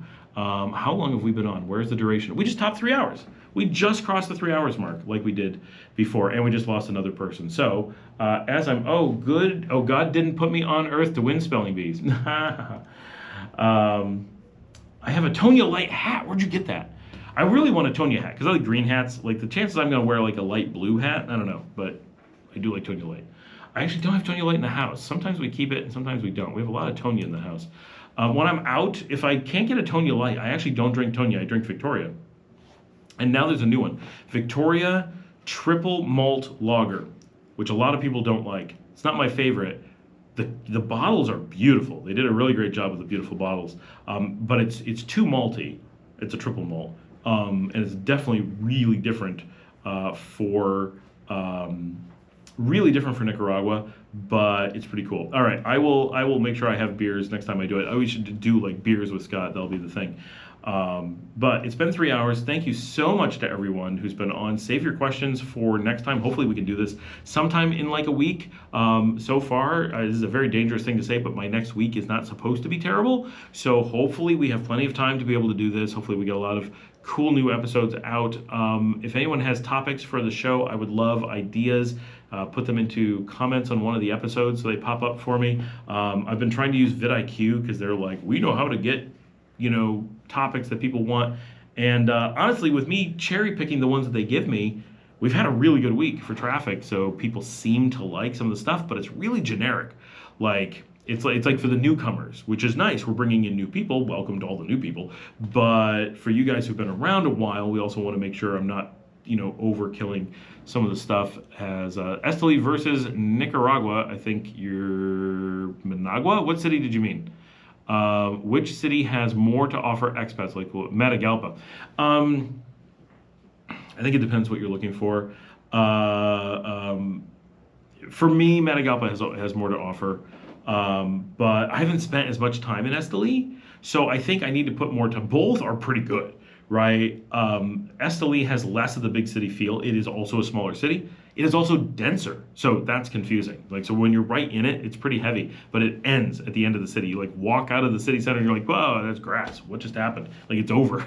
And Matagalpa like sprawls over the hills, and then you find a barrio around a hill. Like, it's like, it keeps going. And then you take the road to Jinotega and you're like, didn't I leave the city? Like, I'm like in the middle of nowhere, but there's like restaurants everywhere. There's like a lot of traffic. You're like, what's going on? Matagalpa is so different vibe than anywhere else in Nicaragua. I love it a lot. I really like Matagalpa. I wish my wife had, I don't know, I love Matagalpa, but now that we've been in Leon for 3 years, like, we have made so many friends. The culture here has been so perfect for us, that even though it's so much hotter and I like the mountains compared to like the flat area out here, there's so many things I like about Matagalpa, but Leon is so much our home. Like, this has become the vibe of the people here has been such a connection, and not that Matagalpa doesn't have that, but something about Leon has just, made it home. I can't believe my dad is still on. You need to go to bed. What are you doing?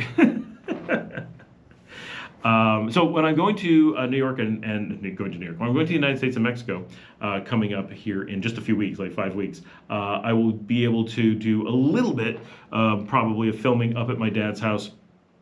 So you'll see where he is a little bit. If you go back to some of my old episodes, for those who are super bored, I did some filming around Geneseo, New York, both here on this channel, and I've shown a little bit on Drive Warp, where I drove around, because he lives really close to where I used to live as a kid.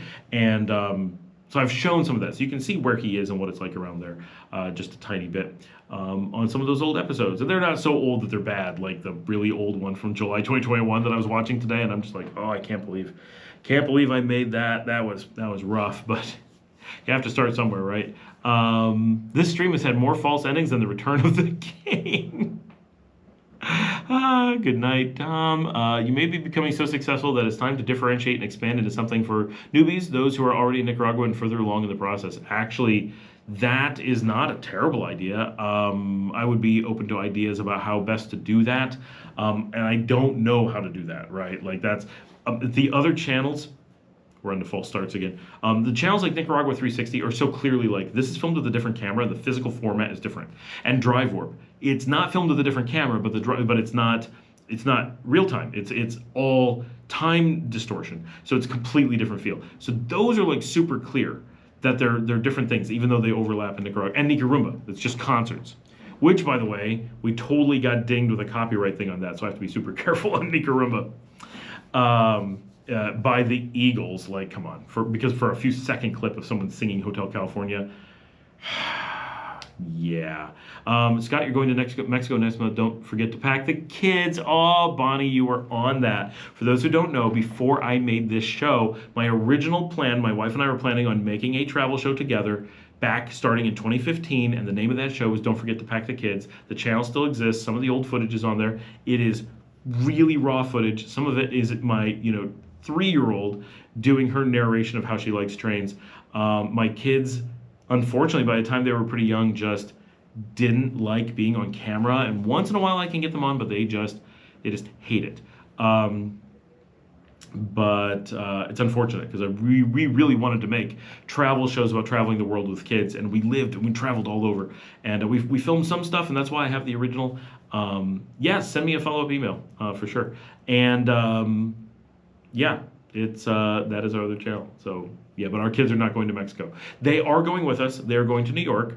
They're going first to Florida. We're doing Disney World, and then because my youngest cannot remember having gone, and then we're heading up to. Oh, thank you. I really like some of that old stuff. I go back and watch it, and they're short little clips. And I'm like, oh, this was so, for me, it's memories though. Like, I'm like, oh, I remember Romania or Italy or, all these little countries that we went to and lived in different times, and seeing my kids there, for me, it's magical. Bulgaria, there's some cool stuff. But after Disney World, we're heading to New York. My kids are staying with my dad here on the channel, and then my wife and I have to go. My wife is in a wedding in Mexico, so we're going to Mexico. Okay, I gotta answer this one. But that's the plan. So they're gonna be up there. I'm gonna see my dad very little, but my kids are gonna see him a lot. Thank you, Scott. There's definitely Exodus going on. I'm sure I'm not the only one that senses something brewing. Exodus from the US. Yeah, there definitely is. And I mean, we left, right? We kind of always meant to leave, so it wasn't like we're part of the main Exodus generally, but something tips the scales, and at some point. How is crime overall from when you first arrived to now? So for Axel, so I first arrived in I can never escape. I first arrived in 2015, and we lived in Granada. So at the time, 2015, crime was, I don't want to say high, but it was high compared to now. It wasn't like Honduras high. It wasn't like, the scary Northern Triangle high, but it was serious crime in the country. And it was something you had to pay some attention to. Okay, so everyone, this is at the last second, but Alan, whose wedding is tomorrow, that we're practicing on the camera right now for the wedding, just hopped on. He's CCW Technology, Computer IT Services. You have the longest name on YouTube, but he's here. The camera's working great. So this setup, the cables, everything is fantastic. Alan actually provided the cables that we're able to use today, specifically for the wedding. So he's here. So everybody say hi to Alan and congratulate him on being about 18 hours away from getting hitched. So where in Mexico are you going? I will be in Mazatlan for most of the time, and then heading over to Cancun and Isla Mujeres for a little bit. I don't know why we're hopping around like that, but we are. But it's all for the wedding. Like, the wedding's on both coasts. Yeah. So, oh, Bonnie, definitely sensing something. Yeah, for sure. Yeah. So the crime. So the crime was to the point where when I was walking around Granada years ago, people would stop me be on the street and be like, "I've not tested Facebook yet, Alan. No, that's next." But I wanted to make sure the equipment worked. Pop the link back to me in WhatsApp right away.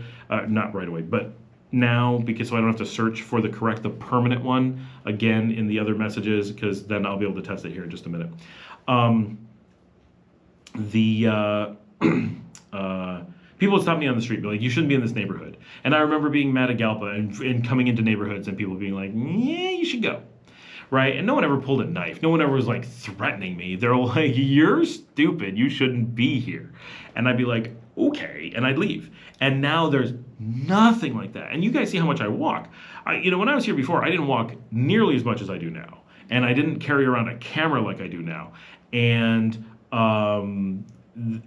that now I am so much older, right? So I'm more vulnerable in that way.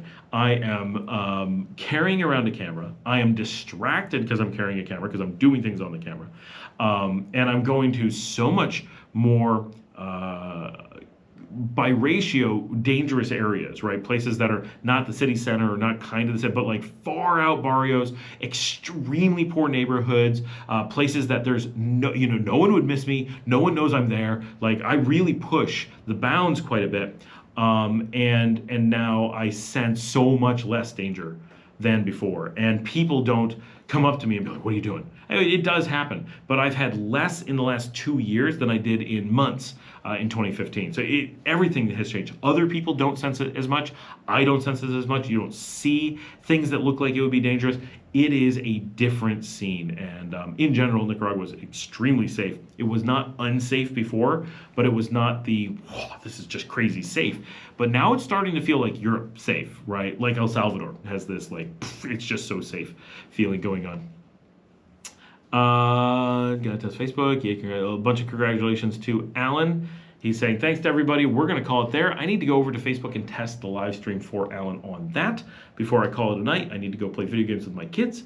I need to find some dessert around the house because I have not had any, and I need some. We had penne alla vodka for dinner, just in case anyone's wondering what we have here. Someone was asking what we eat every day. All kinds of things. It really is all over the place. Wow, thank you everyone for joining. This has been amazing. I'm so glad for these live streams. We still have, at 3¼ hours, 14 people on as we've been saying goodbye. Our total for the show was 217 people while it was streaming. So later we can kind of gauge, it'll be easy to see like how many people have then seen it afterwards. Because a whole bunch of people watch this like tomorrow and the next day, like for the next couple days, they show up a bit. So this has been great. I am so thankful for my amazing audience. Thank you, everybody. Thanks for participating. Hopefully next time the stuff works. Oh, Alan is now Alan again. Did you change it? No, it's a second account. Multiple accounts. That's why the concurrent is going up. All right, everybody, have a good night, and don't forget to tune in first thing in the morning. We will have a regular show. I've got to edit it right now and upload it. I don't even know what it's about. I think I'm whining about something. I think I'm whining about some fake news thing that someone said. Hold on, I'm trying to remember. It's definitely a whiny one. I need to edit it. Sometimes when I get whiny, I actually go through and edit out some of the whiny because I'm like, okay, this is too much. Nope. But I'm talking about. Someone posted about why so many people are leaving Nicaragua, and it's definitely incorrect information. It's not that it's never correct, but they're like, everyone's doing it for this, and it's like the exception. And it's important for people to understand about the unemployment situation and people leaving. So we're talking about kind of the economic situation and the dynamics of pushing people out of Nicaragua and pulling them into the United States, and why that's happening. And you can hear my voice going by. Says, "Bye, Scott. Bye, everyone. Have a great evening." And I'm going to say the same thing. Thank you, everybody, for being on. Have a great evening. I will see all of